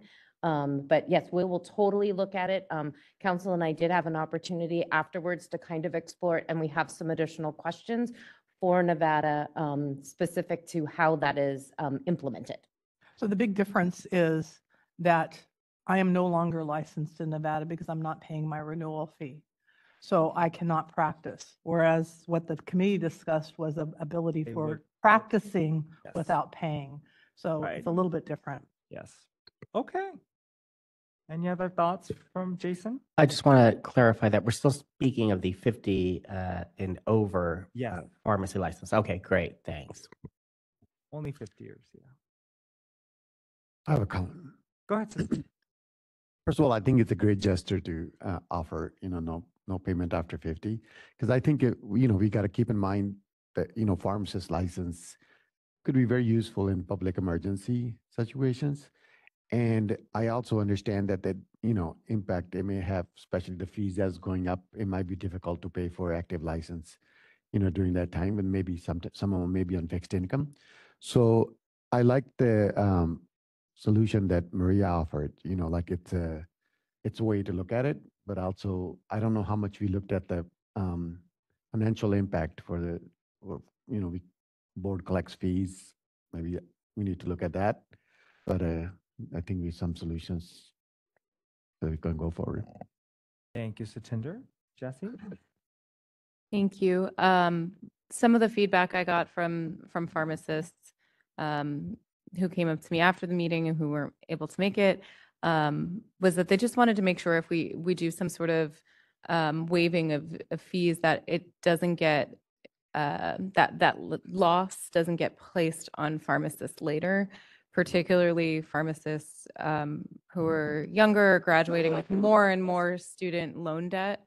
And I mean, this was kind of part of the discussion during our fee scheduling was, trying to make it a little more affordable for the individual licensees, just with the cost of living and everything being exorbitant. I just want to make sure that we don't reallocate the fee loss to other pharmacists. Noted. Sounds good. Okay. All right, we will bring this discussion back again after having some more buffet of options. So we'll expand. Hopefully we'll be at a better level of buffet next meeting. All right, I believe I need to open up for public comment in Sacramento. Seeing none, we're ready for public comment in WebEx. This is the moderator, and at the direction of the board, I've opened up the Q&A feature for public comment. Members of the public, if you would like to make a comment on this item, please click the Q&A icon located at the bottom right-hand corner of your WebEx screen or use the raise hand function. And audio-only participants may raise their hand by pressing *3 on their device. All right, and seeing no requests for public comment, would you like me to close the Q&A panel? Yes, please. Thank you, Sarah. All right, next item. And I just wanted to make one other Yeah, kind of question, absolutely. comment, was like maybe to look at or discuss would be when somebody, when a pharmacist, let's say that, like if we had some kind of 5-year type thing, but when they wanted to reinstate, like what would that look like and that duration, right? So they'd have to, I don't, like request, like what does that look like? Like request to the board to renew their license, and then that would be like, like there's usually like licensure, like I'm familiar with people being newly licensed and, there's a few months in there. So like that reality check for somebody that they can't just flip it on and then flip it off. And then that was my other question is could somebody do it and work for a bit and then stop and then, not pay for a while? So, okay, now I'm not going to work. And then later do it. Would we, is there any limitation to that? Somebody might want to do that. Thank you, Renee. Thanks for the question. Yeah. Hopefully, I mean, I think it's just giving them well, I don't know what we're going to do, but at least 5 years opportunity for them to reconsider their decision to maybe retire kind of a way so that they have more. Yeah. Yeah. All right. Thank you, Renee. Thanks for the comments. All right. We are ready to move on. So, because we never shy away from controversial issues, compounding by pharmacy technicians outside of pharmacies. The next item is related to the licensing committee from the Enforcement and Compounding Committee. The committee discussed the requirements for licensure for a pharmacy technician. By definition, pharmacy technicians work in a pharmacy under the direct supervision and control of a pharmacist. As the meeting materials highlight, USP Chapter 797 declares the minimum requirements that apply to all persons who prepare compounded sterile preparations and all places where sterile preparations are compounded. This includes pharmacists and pharmacy technicians compounding in all places, including those areas outside of a pharmacy. As a quick reminder, Federal Law Section 503A of the Food, Drug, and Cosmetic Act makes it clear that authority to compound a drug preparation is in part predicated on compliance with USP compounding chapters. During the committee meeting, the committee considered a number of policy questions in its assessment of this issue. The meeting materials provide summary information on the committee's discussion, so I will not provide detailed information, but will highlight that members of the committee believe the board should begin conducting inspections at some of these unlicensed locations to gain a better understanding of compounding practices that are occurring at such sites. Members also generally spoke in support of the board establishing a notification requirement of some sort to ensure the board is aware of locations where pharmacy technicians may be compounding outside of a board licensed facility, but did not reach consensus if the requirement should be placed on the pharmacy technician or the unlicensed location itself. Members also agreed that the development of an educational materials is appropriate. The committee noted that a compounding practices in some unlicensed sites is an urgent patient safety issue. A summary of the public comments received is also included in the meeting materials. Committee did not take any action items on this issue, but whatever the discussion would come out definitely will be incorporated in the sunset review. Members, any comments or questions on this issue? I would hope that we have some inputs. Share your thoughts. The thing I wanted to highlight, and I mean, there was a lot of discussion about this, particularly trying to figure out how to start inspecting facilities. We had discussion of a survey, but we also didn't want to create a situation where we were essentially surveying technicians and admitting that they had been practicing pharmacy without the supervision if they didn't understand that. And that this kind of gets back to a discussion that I'll probably continue to bring up, but just technician autonomy. And I think, we are tied to the law, but as technician roles continue to expand and as they do these things, I think there should be discussion about, what sort of liability also lies under a technician license. Thank you, Jesse. Maria? Yeah, I wanted to share some thoughts because this did come from discussion from the Enforcement and Compounding Committee. And it's an area that I personally have significant concerns because I've seen numerous examples of two specific situations that I really didn't see discussed in the committee too much. So I just wanted to share with you these two examples. Is we have a lot of pharmacy technicians compounding in locations that are not licensed pharmacies. On one hand, it's better than someone providing those services with no pharmacy background, but on the other hand, it's a form of independent practice, which is worrisome. Pharmacy technicians also need to know that they are not legally a technician in these practices. Their license could be in jeopardy if their title is pharmacy technician. How do you resolve this problem when a lower level person could be compounding or by just changing their title to be medication assistant? And in that situation, I've seen quite often, because there are, especially like physician practices, oncology practices, where they understand the law, so they call them medication assistants, which is a way of getting the experience of a technician, but not calling them a technician. And that also does not put the pharmacy technician's licensure in jeopardy because they're not practicing as a pharmacy technician.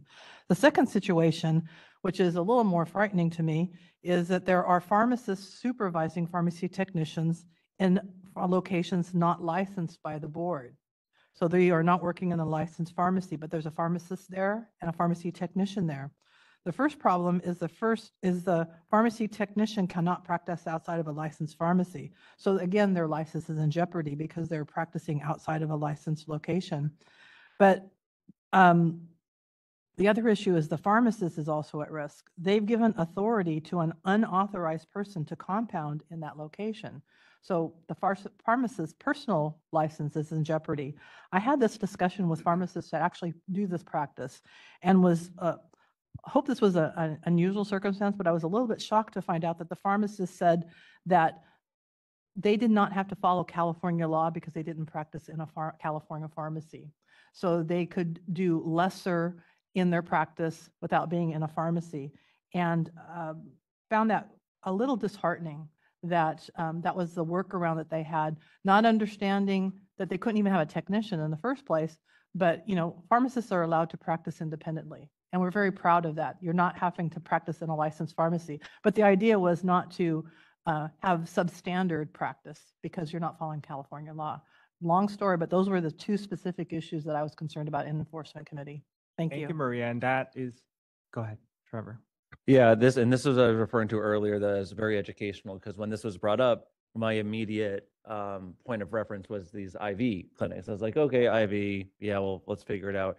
But over the course of the committee hearing about how these oncology treatment centers specifically work to recruit pharmacy technicians because they like to say, oh, we have pharmacy technicians working here, but they're not working in a pharmacy technician, like a pharmaceutically appropriate environment, whether it's cleanliness or whatnot.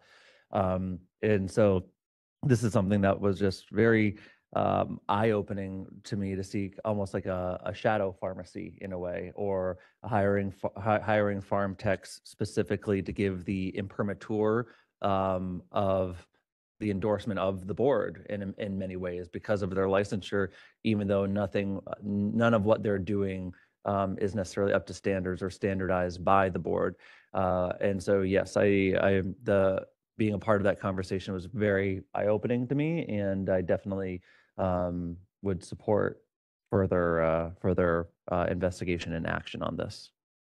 Thank you, Trevor. KK? Oh, sorry, Renee. I'll go to you after KK.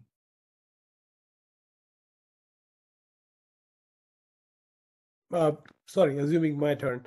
There's a little bit of a lag between when you say and when I hear, so pardon me for that.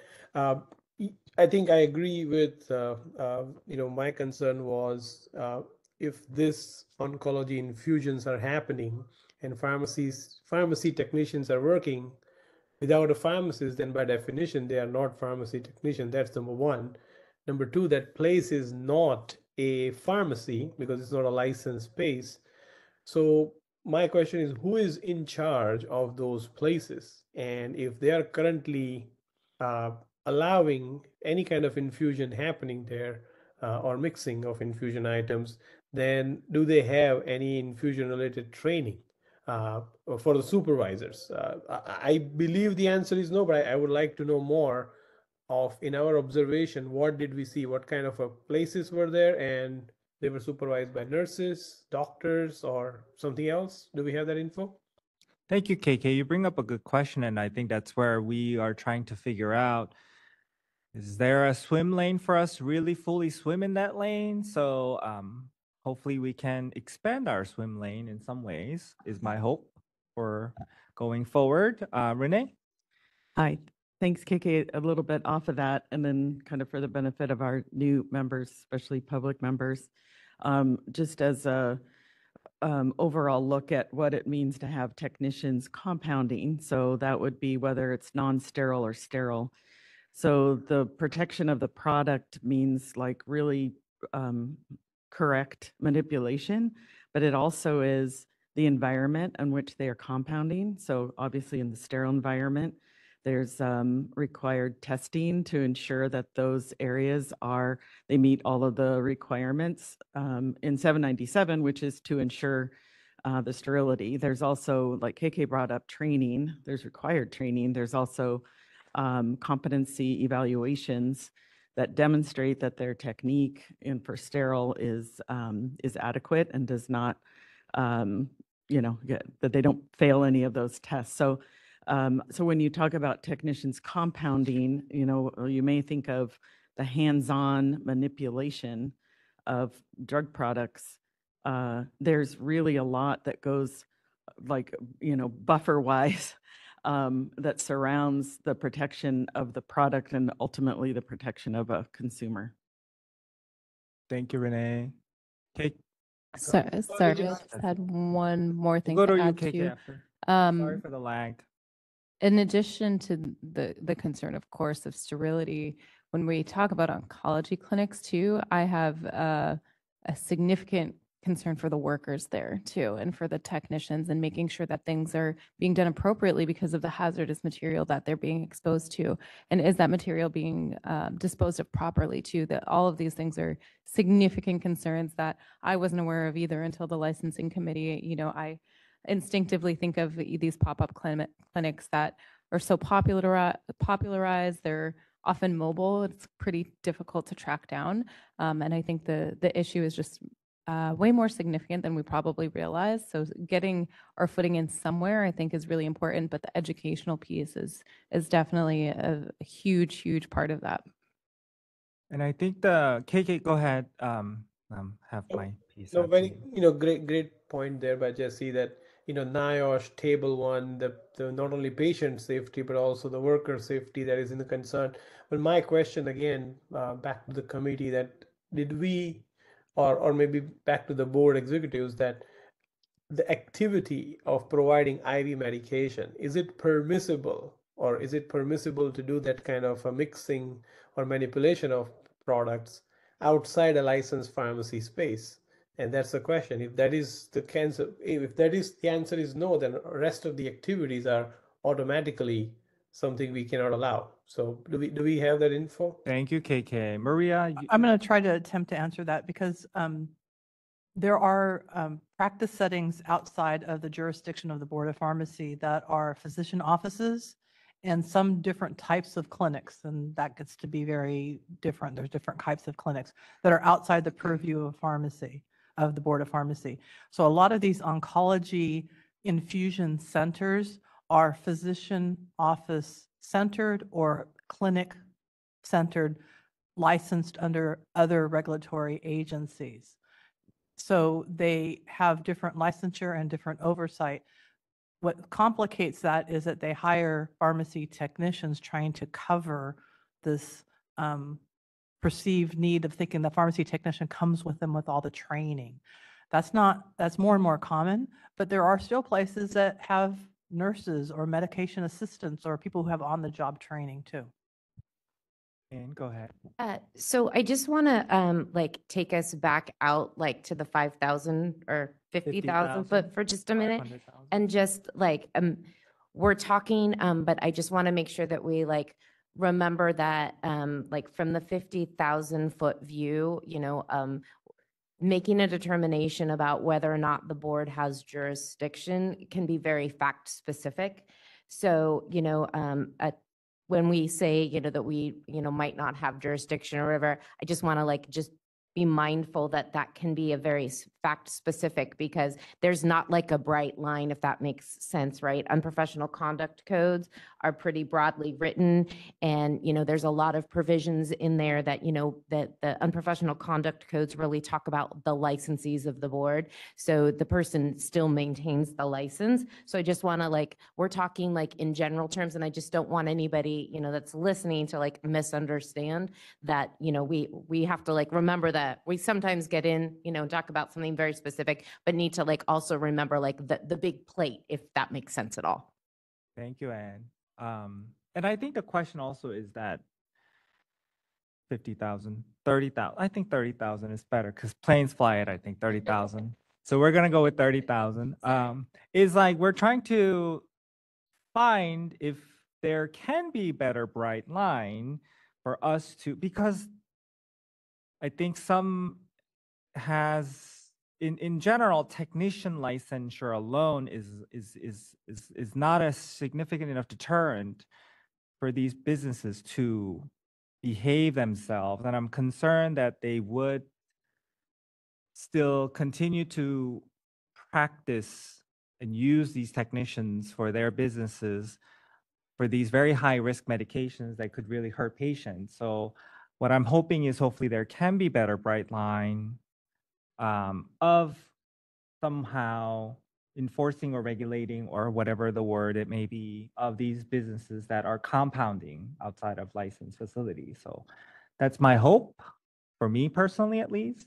But just curious for your thoughts.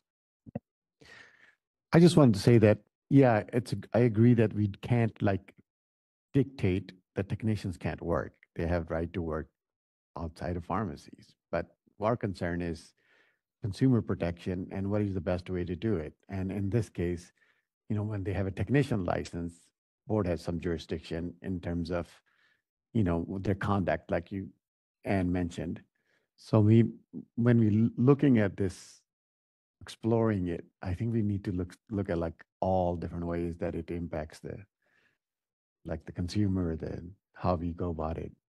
Thank you, Satinder. It surely is a complicated issue, Jay.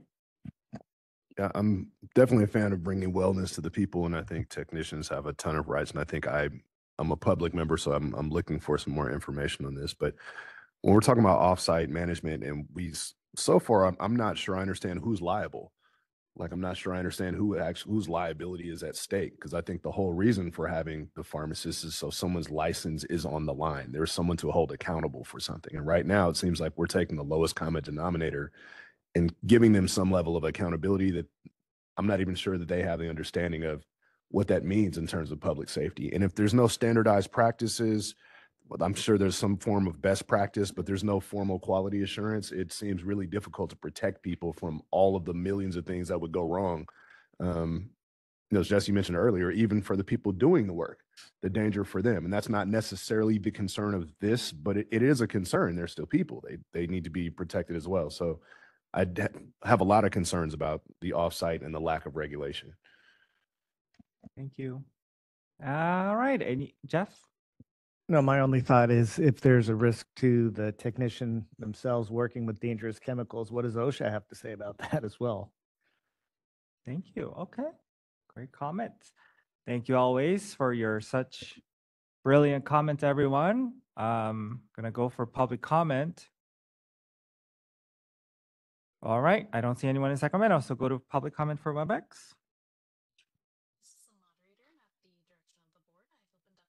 Sarah, you sound very, very quiet over there. Hi, I apologize. I moved my mic up and forgot to bring it back down. This is the moderator, and at the direction of the board, I have opened up the Q&A feature for public comment. Members of the public, if you would like to make a comment on this item, please click the Q&A icon located at the bottom right-hand corner of your WebEx screen or use the raise hand function. All right, and seeing no request for public comment, would you like me to close the Q&A panel? Yes, please. Thank you. All right, next agenda item is discussion. Presentation on central fill pharmacy models. Actually,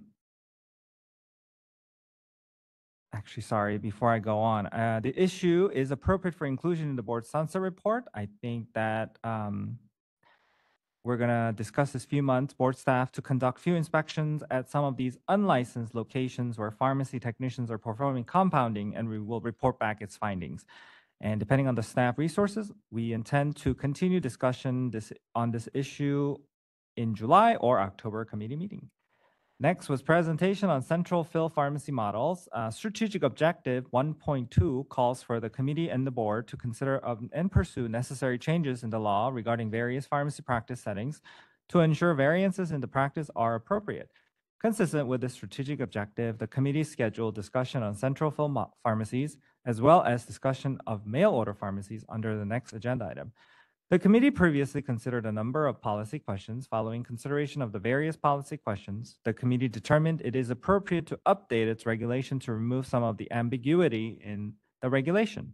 I want to quickly remind everyone that the committee previously received public comment suggesting that the board could convey its policy through a means other than through rulemaking, suggesting that the script article may be an appropriate means by which to convey this information. However, DCA Reg Council previously confirmed that the board cannot interpret regulations through an FAQ in or the newsletter. This must be done through regulation. As such, more recently, during our January 2024 meeting, the committee discussed draft regulation. The committee and stakeholders had robust discussion around several provisions contained in the draft regulations, including on topics such as final product verification, the use of technology in central fill pharmacies, and concerns that the proposed regulations would disrupt central fill operations that already exist.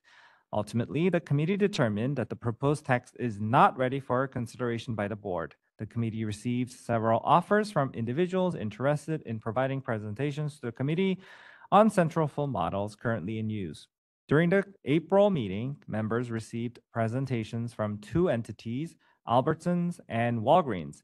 The presentations were very informative. However, neither model is operational in California at this point. Summary information is provided in the meeting materials along with the presentation slides. Following the presentations, members noted that they did not believe they had sufficient information to continue evaluation of current central fill models and the language. Given that during the July meeting, members will receive additional information, including information from field staff on central fill models that are operational currently in California. Members, any comments or questions or thoughts? Betsy? I'll just highlight that last part. In the previous meeting, it was pretty overwhelming that there was hesitation changing the language because of how it would disrupt patients' access to medication in California. So I was a bit surprised to hear that that neither company was operational in California. However, I know that there's supposed to be other presentations, so I'm looking forward to that because we're just missing a lot of information included. Even if we don't get presentations, do we have more information about the number of pharmacies or the number of patients who do receive their medication from this method? So once we get that information, I think it'll be a lot easier to move forward and figure out what language is appropriate. Thank you. Any comments, members? Seeing none, we're ready for public comment in Sacramento. Lori, thank you. Lori presented this for us during the committee meeting. Good morning, board members. Lori Wamsley on behalf of Walgreens. Just wanted to say thank you to the board and the licensing committee for having me. Would be happy to answer any questions if you thought of anything after the licensing committee or if any of the full board members have questions. So since I'm here, I thought I'd just say hi. Thank you, Lori. Thank you. Any questions for me? All right, Not appreciate yet. it. Thanks, guys. Probably more to come in the next few meetings, Lori. All right. With that, we're ready for public comment in WebEx. This is the moderator, and at the direction of the board, I have opened up the Q&A feature for public comment. Members of the public, if you would like to make a comment on this item, please click the Q&A icon located at the bottom right-hand corner of your WebEx screen or use the raise hand function. And audio-only participants may raise their hand by pressing *3 on their device. And it looks like we have a request from John Gray. John, you'll be given 3 minutes to speak and a 10-second warning. Please click the unmute me button when the prompt appears on your device. Hi, good morning. This is John Gray, registered pharmacist with Kaiser Permanente. Thanks for the opportunity to comment. Just wanted to flag that we did send a letter to the licensing committee, so I believe that should be in your materials as well. But just wanted to flag a few things from it for the benefit of the full board. First of all, wanted to again make clear that Kaiser Permanente does not operate central fill pharmacies within California. So, you know, any of our comments are kind of based on kind of what we think might be beneficial for a future regulation, and not necessarily and not related to anything that we're doing in the current time. With respect to you know, the draft language as it stands, we did highlight in our letter that we would really encourage the committee and the board to not include a requirement that a pharmacist who is working in the originating pharmacy must perform final product verification. We think there are a number of potential issues with that. First, many pharmacy dispensing systems likely do not have the functionality to perform and document 2 product verification steps. That would mean that potentially the second product verification step would have to be documented manually or in some other system, which seems potentially problematic. Additionally, you know, pharmacy organizations typically choose to do central fill because to gain efficiency in the dispensing process, and you get efficiency through specialization and economies of scale. And we think that having a pharmacist at the originating pharmacy performing product verification would reduce those efficiency benefits associated with central fill arrangements. So for those reasons, we suggest taking out that requirement from the draft language.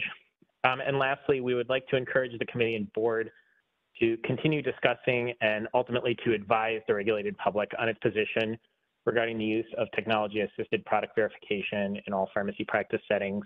The committee discussed technology-assisted product verification as part of this agenda item in its January 2024 meeting.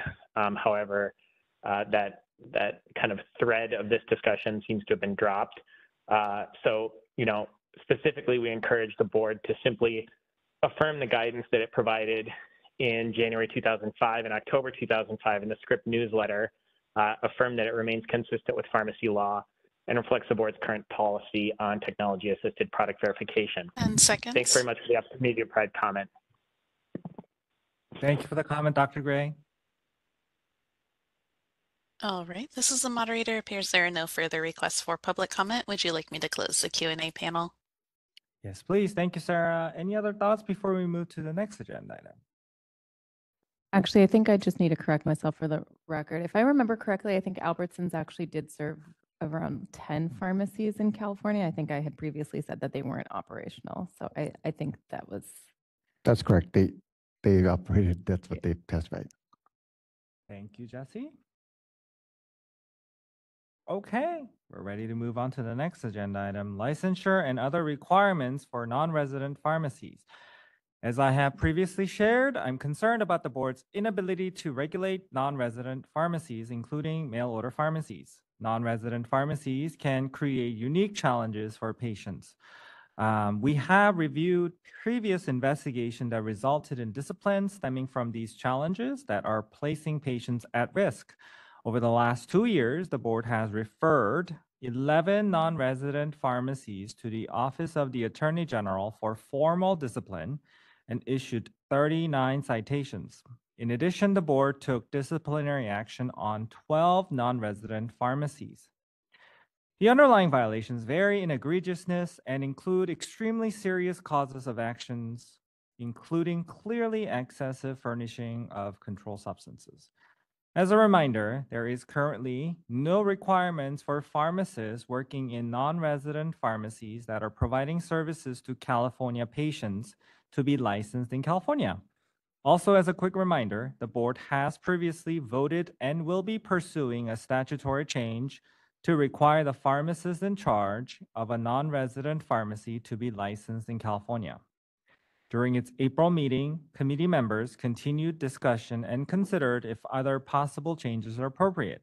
Again, as the meeting materials summarize the committee's discussion and public comments, I will not read the information, but do note that the committee believe the board should be conducting inspections of non-resident pharmacies, and members also noted some concern with changes made in some other jurisdictions that allow for reciprocity with Canadian pharmacists. Again, very complex issue. So with that, members, any comments? Maria? I think I have a comment. Satinder? Go ahead, Satinder. So I think that, yes, it is concerned, if they are, first of all, I have a clarification. Are those non-residence pharmacies, they have to agree to follow all the rules and regulations of the state that it's shipping to? Great question, Satinder. Do you want to take a crack at it again? No. Okay, she does not. Because she just always says she's not an attorney, so it's Yeah, I think that it's not I don't think it's a simple yes and no question. I think that there's a lot of nuance to it. I don't know, Corinne, if you want to jump in, but I would say that it's I'm not an attorney and I don't play one on TV, but it is a very nuanced and sometimes very fact specific kind of issue. Yes, I would agree with that. And I'm happy to do some research if you guys want and, give a little more color to it. But yeah, it's not as straightforward as it would seem. Thank you. I think that it's really complicated to get all the pharmacists working in other facilities to be licensed in California, and that could pose that pharmacist trying to decide if they want to go through the process of all the places they ship, if that was a requirement by other states too. I think it could be a really disrupt the supply to our consumers that would impact the consumers. We would also need to be mindful of. I like this, the fact that if our concern is that are these pharmacists are reciprocity is directly with the Canada, we would also need to think about if we want to include that in to certify or some way that the pharmacists have gone through the NAPLEX reciprocity, because that's the law in here. So it's a lot of, like you said, it's very complicated situations to solve. So look forward to getting more information. Absolutely. Thank you, Satinder. Maria? I think just one point of clarification for our new members is non-resident pharmacy is a licensure category. So these are pharmacies outside of the state that are licensed by our state. So my comment was really because this has been an ongoing issue also with the Enforcement and Compounding Committee. Currently, we are very close to meeting our inspection goal of pharmacies inside of California, which is once every 4 years. We were surprised to hear that there's no such goal for non-resident pharmacies, and we're unable to get the data on how often non-resident pharmacies are inspected. And in fact, there probably are non-resident pharmacies that have never had an inspection by a California board inspector. So in the state, we are very close to meeting the goal of once every 4 years. And I would support some sort of goal for non-resident pharmacies also. Thank you, Maria. And I think that is absolutely an attempt we're going to have of some sort of, as Anne shares, there's some challenges getting enough people to be able to do this. So hopefully during sunset process, we could try to address at least, if anything, inspections, maybe a mandatory inspections every 4 years or whatever the number is that we come up with, that hopefully we can get some sort of a statutory mandate. So. President, I'm sorry to interrupt, but just to get back to the question, I just wanted to clarify for the board that there is a board precedential decision that discusses non-resident pharmacies and gives some, sense of what the authority and jurisdiction is. So we do have that. Thank you, Corinne. All right. And so with that, we're ready for public comment in Sacramento. Seeing none, we're ready for public comment in WebEx. This is the moderator, and at the direction of the board, I have opened up the Q&A feature for public comment. Members of the public, if you would like to make a comment on this item, please click the Q&A icon located at the bottom right-hand corner of your WebEx screen, or use the raise hand function. And audio-only participants may raise their hand by pressing *3 on their device. And it looks like we do have a request from John Gray. John, you'll be given 3 minutes to speak and a 10-second warning. Please click the Unmute Me button when the prompt appears on your device. Hi, good morning. This is John Gray, registered pharmacist with Kaiser Permanente. Again, I shared this at the committee meeting, so I'll keep my remarks quick and for the benefit of the full board. Many states, when they relicense non-resident pharmacies, have a requirement for the non-resident pharmacy to submit a recent inspection report from their resident state, or a third party like the NADP VPP program.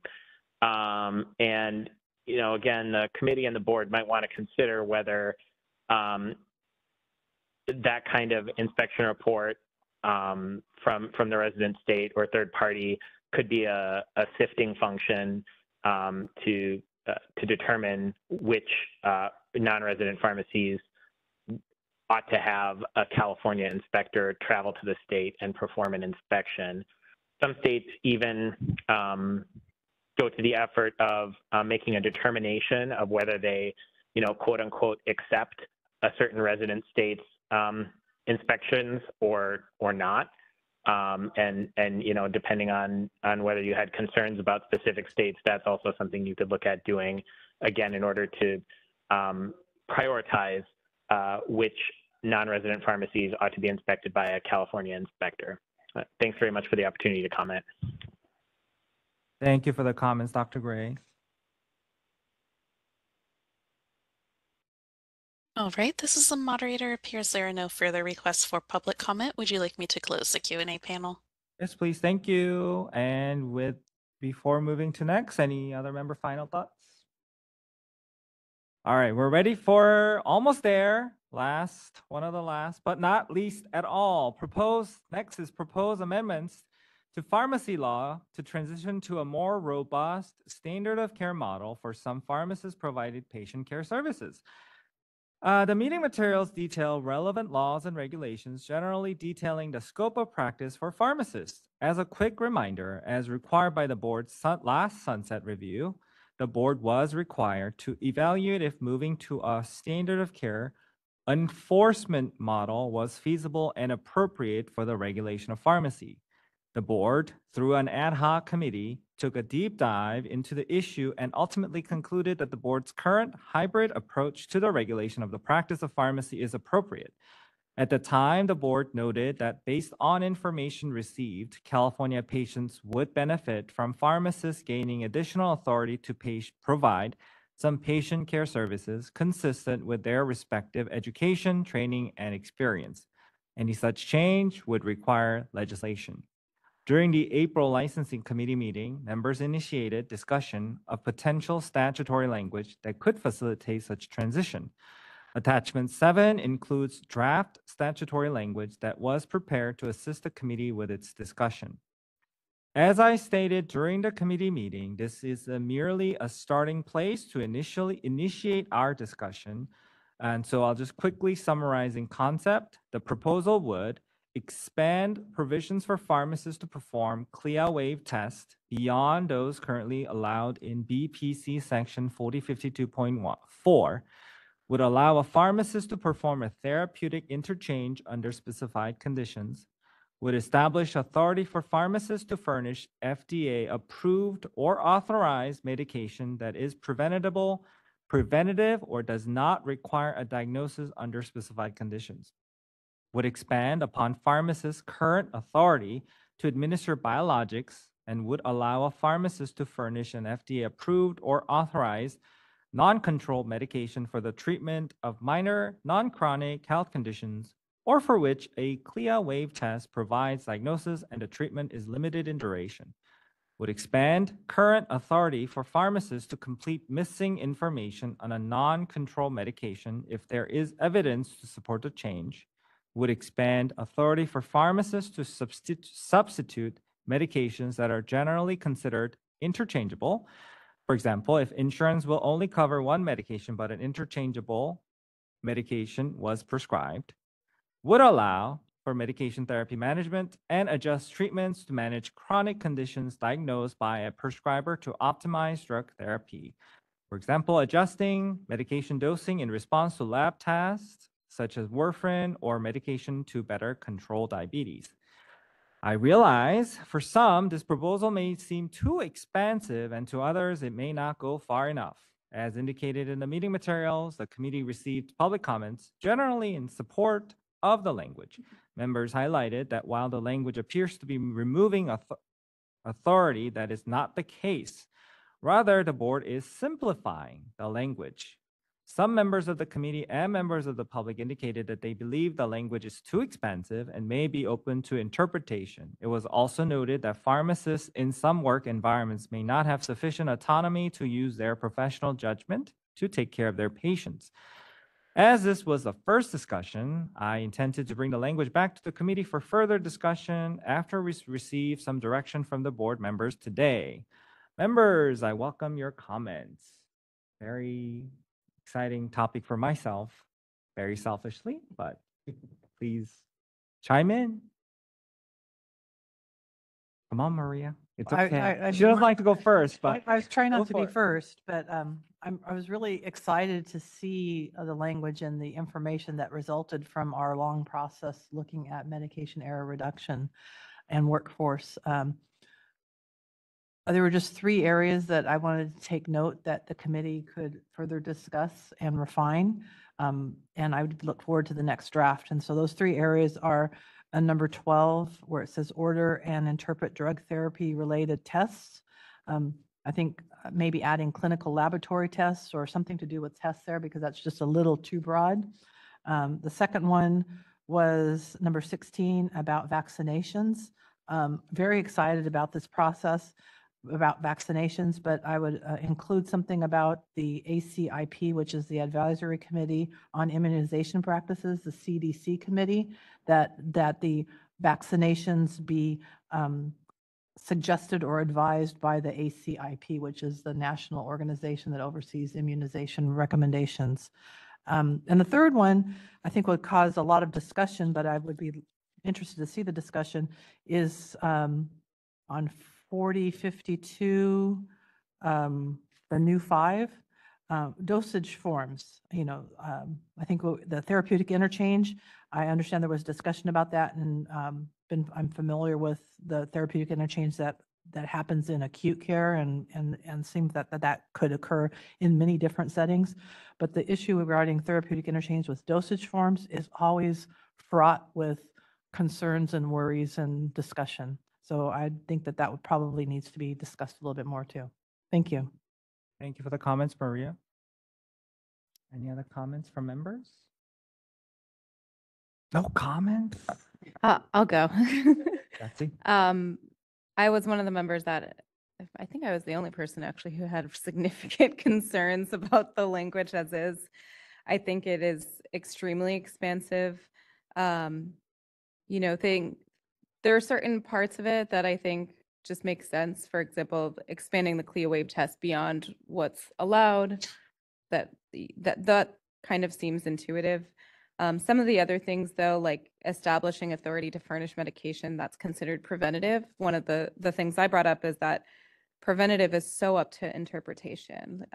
You have medications that can be considered preventative for heart disease or preventative for heart attack for people with certain conditions like diabetes. And so I think that's definitely too expansive. I think also substituting medication without reaching out to a doctor is something that I have significant concerns about, at least from a chain retail setting. I do think that some of these things would absolutely be appropriate in a clinic setting, maybe in an ambulatory care setting where you have access to the same patient system as the doctor's office. So maybe you can see the labs and kind of make those appropriate adjustments. But for a lot of us who are in chain retail settings, we don't have access to that information. And so a lot of the information we have is incomplete. And I love my patients, don't get me wrong, but a lot of them are unreliable when it comes to their own medications. They can't remember some of the names of medications, or even if we're having the discussion and say, well, this is the one for heart or for your blood pressure, I've never heard it before. And then you hand them the bottle and they're like, oh yeah, I do need that. And so not being able to have that one-on-one discussion or not requiring that before you're changing, I think it's getting into extremely tricky territory, and it's something that I would definitely caution against. And then just some of the things that I didn't have a chance to bring up during the licensing committee meeting, but I do want to highlight here. Going back to the workforce committee survey, of the respondents, 95% of chain community pharmacies reported that their employer required them to do expanded services, including immunizations. And then 78% of community pharmacists reported that they did not feel like they had enough time to properly screen prior to immunizations. And this is, immunizations is a very basic expanded service that we've been doing for so long in California. If 78% of our chain retail pharmacies don't feel like they have enough time to properly screen for that, I have significant concerns about what the impact will be on these additional services that are going to be requiring even more focus, even more time. And I'm curious to see, just now that we're getting into AB 1286, we haven't really launched the med error reporting part of it, but I think we'll have more information over the next coming years on how that plays out in terms of a pharmacist's comfortability, how well supported they feel to provide these sort of services. I'm curious to see how that will change over time. But given where we're at, I wouldn't feel comfortable expanding it to the extent that the language is as is. Thank you for the comments, Jesse. And I think that's where we're going to have to figure out. I personally, not refuting what you're saying, but there's definitely, how I look at it is hopefully the pharmacists feel that they have the power and autonomy to use their professional judgment to not provide certain services they feel that they don't have experience or educational training, that they can determine themselves and fully really provide the opportunity of a standard of care model where you feel like you can do it. You pharmacist, Jesse, you can do it. If you want to do it, you can do it. I will do it if I feel like I can do it, but I don't have to do it by the pressures of the corporate management, or that my corporate management is telling me I have to do this, so I'm going to have to do it. That is opposite of what I'm hoping for. This is more of a evolution of pharmacy practice where we are empowering pharmacists to really practice at the top of their license and be able to take care of California patients. In many ways, I think that this is a great opportunity for pharmacists to really step up and especially in rural areas, be able to really, take care of their patients as best as they can. So enough of my rambling. I'm going to go to Nicole. Go for it, Nicole. Thank you. Yeah, I'm really excited about this overall. I was on the standard of care committee and really excited to see these changes, even some of the ones that are maybe a little bit more straightforward, like completing the missing information on a prescription. Oh my goodness, that happens all the time. And that's going to be so meaningful for patients when you know what it's supposed to be, but you don't have to necessarily go to a provider. The one thing I wanted to highlight here though, and this isn't something for the board to necessarily fix, but one of the biggest barriers in any of these expansions has been payments. You know, we're getting a lot of data now out of SB 159, the original prep bill, that a lot of people aren't offering the services or expanding because they can't get paid for that work.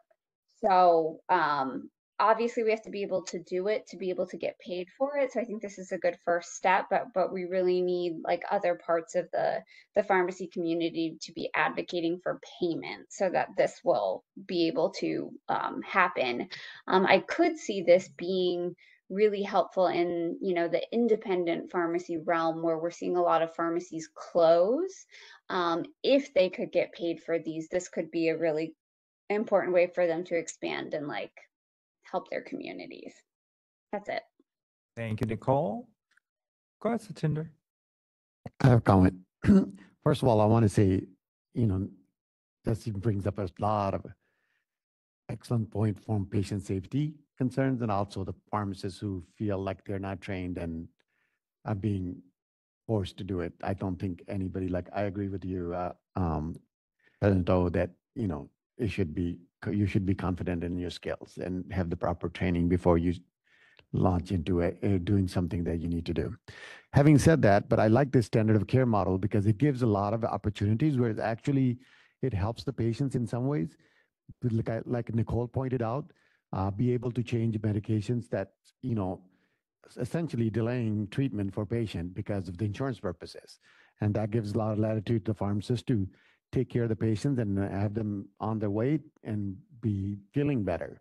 So just because we have this foreseeable concerns, we should be thinking about it carefully, but we shouldn't stop it from going forward. And as this is exciting. You know, we've been always wanting to have this, you know, the standard of care model where you can expand the scope of practice. And that's, I think, is a positive for the profession and most importantly, for our California consumers, like you pointed out, in rural areas that have there's a healthcare deserts in many communities. So thank you, Satinder. Jay? Yeah, again, Jay, public member, just for my lack of understanding, this then gives the pharmacist the ability almost at the point of sales to make a change in the medication itself. Do we have a system currently that reciprocates that information so it's going back to the primary care physician or whoever originally put that prescription in? I think it depends on the pharmacy. There's I mean, it's not 1980, but we still use fax quite a bit in the world of pharmacy because, I mean, my hope one day is that everything is seamlessly connected, right, in the electronic medical record and all of that, but pharmacy systems usually are not able to sophisticatedly provide those push information to the doctors. So I would have a little, again, not knowing how the full system works yet, I would have a little reservation around the idea that something is being changed right before point of sale and it's not being reciprocated and you don't have all of the records. So if you don't have a set of records in front of you that say this person has a history with X, Y, and Z and you're willing to make that change, I understand there's some changes, I'm sure, where you guys would have the understanding of, no, this doesn't change anything. But I'd be concerned about the ones where it does change something. And not only are they not fully informed because they don't even, people, as Jesse pointed out, don't even know what they're taking half the time. Right. And then on the other end, the doctor on the prescribing end of that is not even notified that this has happened until someone else brings it to their attention. And who's the person who makes that connection? Absolutely. And I think that the notification you mentioned, I think is important. We do need to incorporate that. But about the understanding of it, and I think a lot of times I would hope that pharmacists, again, are doing this if they feel that they have enough knowledge to do so, that they are not just doing it. And I think the scenario I think about is not to get too deep into this because we're about to go to lunch soon, but like, for example, insurances will only cover, so there's like 3 different short-acting insulins. Insurances only cover 1 out of 3 usually. And it is a detriment to patient care, in my opinion, because insurances literally change. I don't know if they do this on purpose or not, but they change every year. One year it's this, they have same health plan, but they change next year, it's this brand is preferred, and then next year now it's this preferred. This patient doesn't know or doesn't, and is there a clinically significant difference between those three insulins? Probably not. But this poor patient is now, I have to call the doctor. And for us to contact a doctor is not an easy process, right? So hopefully there can be a balanced way that we can figure it out that this kind of practice, yes, the physician, of course, needs to be notified of this, absolutely, or prescriber, but that it is an easier process for us to really take care of that person. So that's my hope in this kind of standard of care language. Yeah, and I totally agree with you. I think there needs to be some flexibility. Like you said, the insulin is a perfect example. I can't tell you how many times I get the wrong formulation of desvenlafaxine sent to my pharmacy. And if it's not the succinate version, it's not covered by the insurance. So it would cost hundreds of dollars for the patient. It's such a simple interchange. They're not technically AB rated. And so I can't do that. And we have doctor's offices and if we look at the prescription and we see the doctor's offices, there are certain offices we know that we're not going to be able to get in touch with the doctor. And that does delay treatment. So I think there needs to be flexibility. It's just the reality, I think, that exists currently in chain pharmacies and what's happened over time. Everyone says these are options, but then the employer says, well, we can expect that our pharmacists are expected to provide XYZ services. That's part of what you agreed to when you got hired on. And then just as a personal example that came up for me, I was talking to my mom who is on omeprazole, it's an antacid, and we were talking about calcium supplementation because omeprazole over time decreases your calcium levels. And I remember talking to her about it and she said, well, my doctor told me not to be on calcium. I'm like, that's really strange. Why is that? She's like, I don't know. She said that my calcium is high. So I went through her medications and she's on a blood pressure medication, hydrochlorothiazide, that decreases your water. And that ended up causing hypercalcemia. Now, without having her lab values as a retail pharmacist, I might have recommended a calcium supplement. If she doesn't check in with her doctor, she could have taken that and that can cause problems like kidney stones, for example.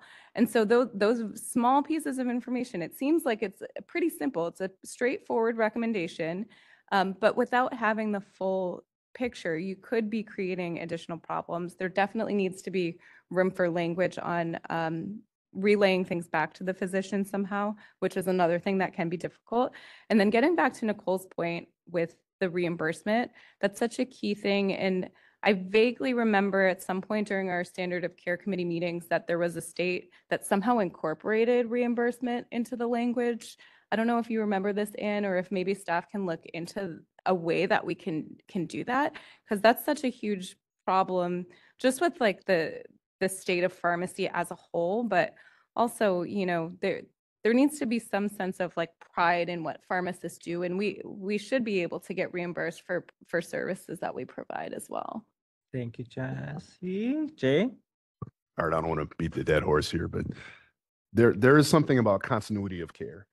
And that being considered, when I agree, and I think we agree sort of on most of that, I think there's this piece where I don't know if it comes down to the tech or the person who's not technically a tech, but they are a tech in a different state, but they might not be a tech here and they're just a type. Like, I don't know what exists in that space as a temporary bridge even, but someone has to be able to send an email back to that doctor that says, hey, we did this, or something. I'm not saying that I can just make up a system while I'm sitting here, but something has to, at bare minimum, notify, if not dig into or give access to a file. I understand there's HIPAA and there's a number of things that will protect consumers against random people having access to their files too.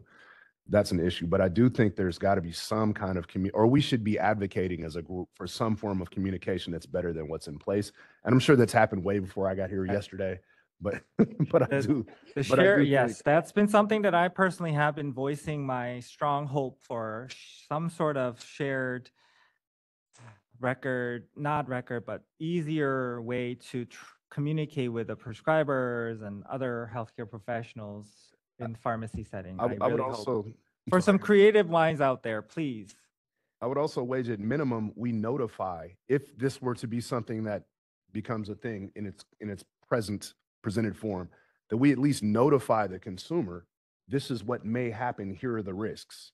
This is what we are in a position to do. Here's the risk to you as a patient, here's the risk to your continuity of care in general, and have that be made more public than it is right now. Right, and that's where I think we need to try to incorporate informed consent, right? That's what a lot of practitioners are required to do. So those are probably key areas where we need to figure out, like, it's a little bit of a mixing of the two worlds in some ways, which is for some pharmacists may be a little uncomfortable. But go ahead, Jesse. Sorry, I had one last thing that I forgot about. Something that another pharmacist had actually posed, which is a very valid question, is if we are going to be changing a patient's regimen from something that was prescribed to them, say for insurance purposes or whatever it may be, is that new prescription then under your name as the pharmacist, or are we assuming it's under the physician's name? I think there needs to be a discussion at some point on like what that actually looks like in the whole scheme of the patient's profile. Thank you, Jesse. KK? Would collaborative practice agreement take care of that, what just Jesse mentioned? That way we can pair the pharmacist, physician, or pharmacist, another prescriber, and there is a mutual agreement of doing such activities? Well, I think we already have a very expansive collaborative practice agreement allowance in California. So this is outside of that, an independent pharmacist standard of care practice. So any other member comments? All right, we're ready for public comment in Sacramento. We're ready for public comment in WebEx. This is the moderator, and at the direction of the board, I've opened up the Q&A feature for public comment. Members of the public, if you would like to make a comment on this item, please click the Q&A icon located at the bottom right-hand corner of your WebEx screen, or use the raise hand function. And audio-only participants can raise their hand by pressing *3 on their device. All right, and it looks like we have a number of requests for comments. They'll go in the order that they were received. Our first one is from Richard Dang. Richard, you'll be given 3 minutes to speak and a 10-second warning. Please click the unmute me button when the prompt appears on your device. Hi, Richard Dang with the California Pharmacists Association. Again, just want to reiterate our support and appreciation of the board and committee members and staff for putting together this proposal. We are very pleased to see that this discussion continue to move forward. With CPHA, as many members will recall, we engaged with the board through the ad hoc committee on standard of care, providing expert testimony and presentations on the process of standard of care and pharmacist scope and authority and what is currently happening across various practice settings. For new members of the board, we would encourage you to review some of those materials to educate on the topic, as that meeting material is archived as well. We would be happy to continue to engage with the board to provide further testimony and education as this conversation continues to progress. We are going to be reconvening our subject matter expert groups to review the proposed language, and we'll be in communication with the board and staff if we have any further feedback and recommendations about the proposed language. I did want to provide some additional feedback based on the conversation from the board that I heard. Forgive me because I'm trying to keep track of everything that was commented. So I'm just going to go in brief order just to respond to some of the comments that were received. For Maria, your comment about the lab test, I would encourage to keep it broad, as there are some tests that are not laboratory based that may affect your decision on medication use. For example, with asthma and COPD, pulmonary function tests are not considered a laboratory test, but may be necessary tests for the adjustment of medications for inhalers and for the treatment of respiratory conditions.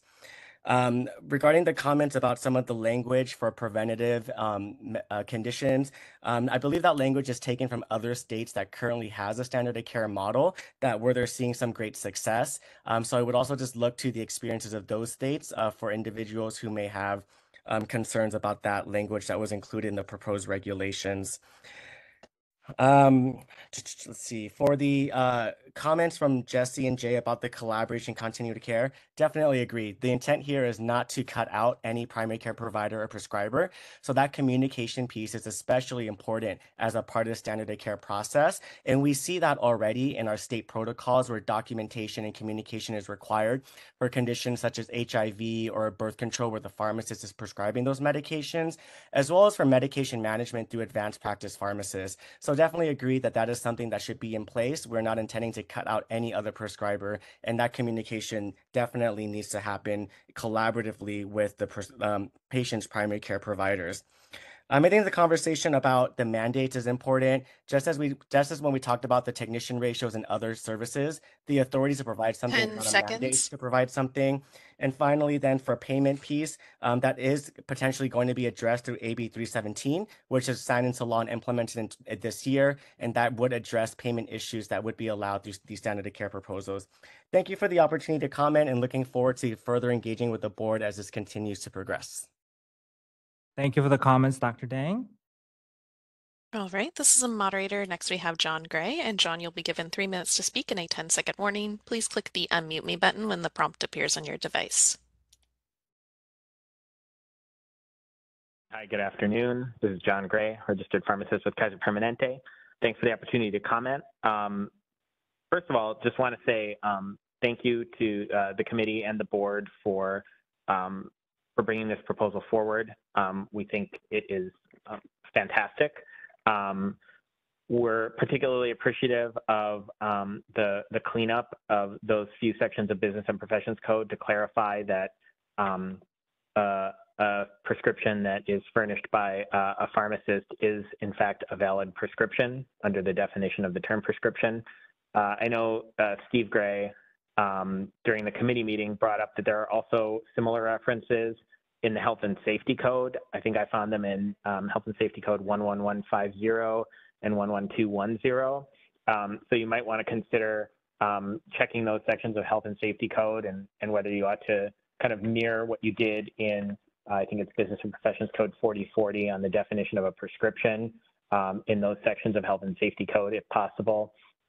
And then the other thing I'll flag is just that we would encourage the board, if this proposal moves forward, to be sure to recognize that some of the things that, some of the new authorities that are being contemplated in 4052, such as performing therapeutic substitution or the pharmacist furnishing certain medications that are preventative or don't require diagnosis, those things could also be done under a collaborative practice agreement. And so what we wouldn't want to see happen is, the only situation under which a pharmacist can do a therapeutic interchange is under this new authority in 4052 and not under the more general collaborative practice authority that already exists in 4052. I hope that makes sense. Happy to clarify if that didn't. And I think that is, those are my comments on this. Thank you so much for the opportunity. Thank you for the comments, Dr. Gray. And you forgot to remind us that you have no relations to Dr. Steve Gray. But thank you, Dr. John Gray. Appreciate your comment. All right, this is the moderator. Next I have Keith Yoshizuka. And Keith, you will be given 3 minutes to speak and a 10-second warning. Please click the unmute me button when the prompt appears on your device. Thank you for the opportunity. I appreciate the board's efforts in investigating the possible transition to a standard of care model. For those folks who have some concerns that not all pharmacists are equally qualified or educated, this is the world of professionals. This is the world that we live in. Compare the field of medicine and law. For a psychiatrist, for a pediatrician, for a neonatologist, a cardiologist, it's the same medical license. You're licensed as a physician and surgeon, but they're not equally competent in all of the areas of specialty. So, when asked to do something outside of their scope of expertise, that professional is obligated to decline that request. The same as in law. it's part of the professional expectations. If the attorney feels that he is incompetent to provide the service, they have three choices. They could either, one, decline the employment, two, they could hire somebody that is competent, or three, they can make themselves competent by going through education. So, you know, yeah, there's going to be areas where maybe a pharmacist isn't qualified, or maybe the workload is too much, and it's incumbent upon that pharmacist to make a professional decision that, no, I can't render that service at this time. Thank you for the opportunity. Thank you for the comments, Dr. Yoshizuka. All right, this is the moderator. Next we have Jazzy Gruwal, and Jazzy, you'll be given 3 minutes to speak and a 10-second warning. Please click the unmute me button when the prompt appears on your device.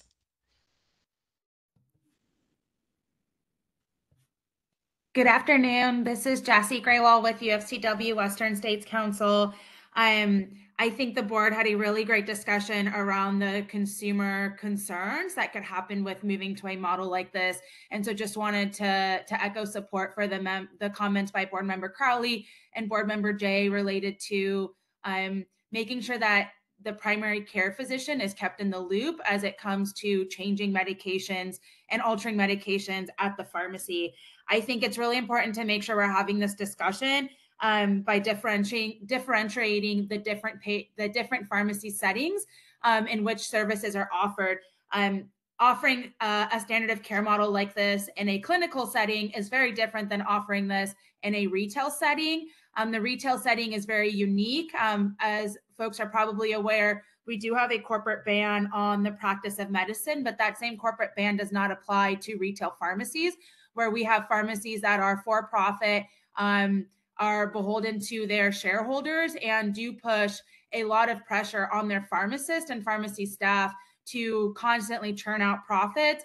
And Board Member Crowley alluded to a lot of the statistics that came out of the Medication Error Subcommittee around these onerous pressures that pharmacy staff feel and how that dictates their behavior in terms of offering certain services and not being able to appropriately do that because they do not have the time or staff to provide that. I think this discussion is a really important one because there are benefits in moving to a hybrid standard of care model, but it sounds like there's a lot of systems that need to be put in place first before we actually move into this model. One of the systems would be to be able to actually notify the primary care physician of any medication changes. And then I think an important conversation to have is, what if the primary care physician does not agree with the changes that are being proposed by that pharmacist on staff? So I think, what does that conversation and dialogue look like? But puts the patient in the middle of that discussion and potentially changes that could have pretty significant health impacts. I also think it's really important that we get our medication error reporting system up in place before this any sort of hybrid standard of care model can be adopted, to really track to see what sort of errors are being made or not being made by moving to a different care model. And just want to really put an emphasis around, like, I think we all want to move into a place where all pharmacy settings are free from pressure by corporate management, but that is just not the case. Even if you have a pharmacist that feels empowered to say, like, I don't feel safe moving towards this model, what we often see in our workplaces is that the company will find a person that is going to do that, even if they don't feel that that's safe. So I think really important to figure out, how do we truly remove the corporate pressure? Thank you for allowing me to make comment today. Thank you for the comments, Jazzy. All right, this is the moderator. Appears there are no further requests for public comment. Would you like me to close the Q&A panel? Yes, please. Thank you, Sarah. Any other lasting thoughts from members? We're almost at lunch. Okay. Next is discussion and consideration of licensing statistics, members. Attachment 8 includes licensing statistics for the first 9 months of the fiscal year. The board has issued 9,223 licenses during the time period, including over 1,300 pharmacist licenses, over 3,600 pharmacy technician licenses, and over 1,000 pharmacist intern licenses. Congratulations to all of those individuals who received a license during this period. I'd like to draw your attention to the processing time for individual licenses, which as of April 1st, 2024, was at or below 15 days for both initial application and to process deficiency items. Note that unfortunately, some site application processing times remain beyond our 30-day processing times. I believe this is in part because of the loss of staff, including a manager. As a committee, we will continue to monitor the progress made by staff. It is my understanding that one position was recently filled, and I would appreciate that as the vacant positions are filled, we will begin to see better improvements again with our licensing timeframe. And thank you to all our licensing staff again for your hard work, your dedication to serving California consumers. With that, we're ready for any member comments? Ready for public comment in Sacramento? Ready for public comment in WebEx? This is the moderator, and at the direction of the board, I've opened up the Q&A feature for public comment. Members of the public, if you would like to make a comment on this item, please click the Q&A icon located at the bottom right-hand corner of your WebEx screen or use the raise hand function. And audio-only participants may raise their hand by pressing *3 on their device. All right, it appears there are no requests for public comment. Would you like me to close the Q&A panel? Please. Thank you, Sarah. Thank you. That concludes my licensing committee report. Thank you for enduring such a long report. And we are ready for lunch. So it's 12:15. We'll take a lunch break until 1 o'clock.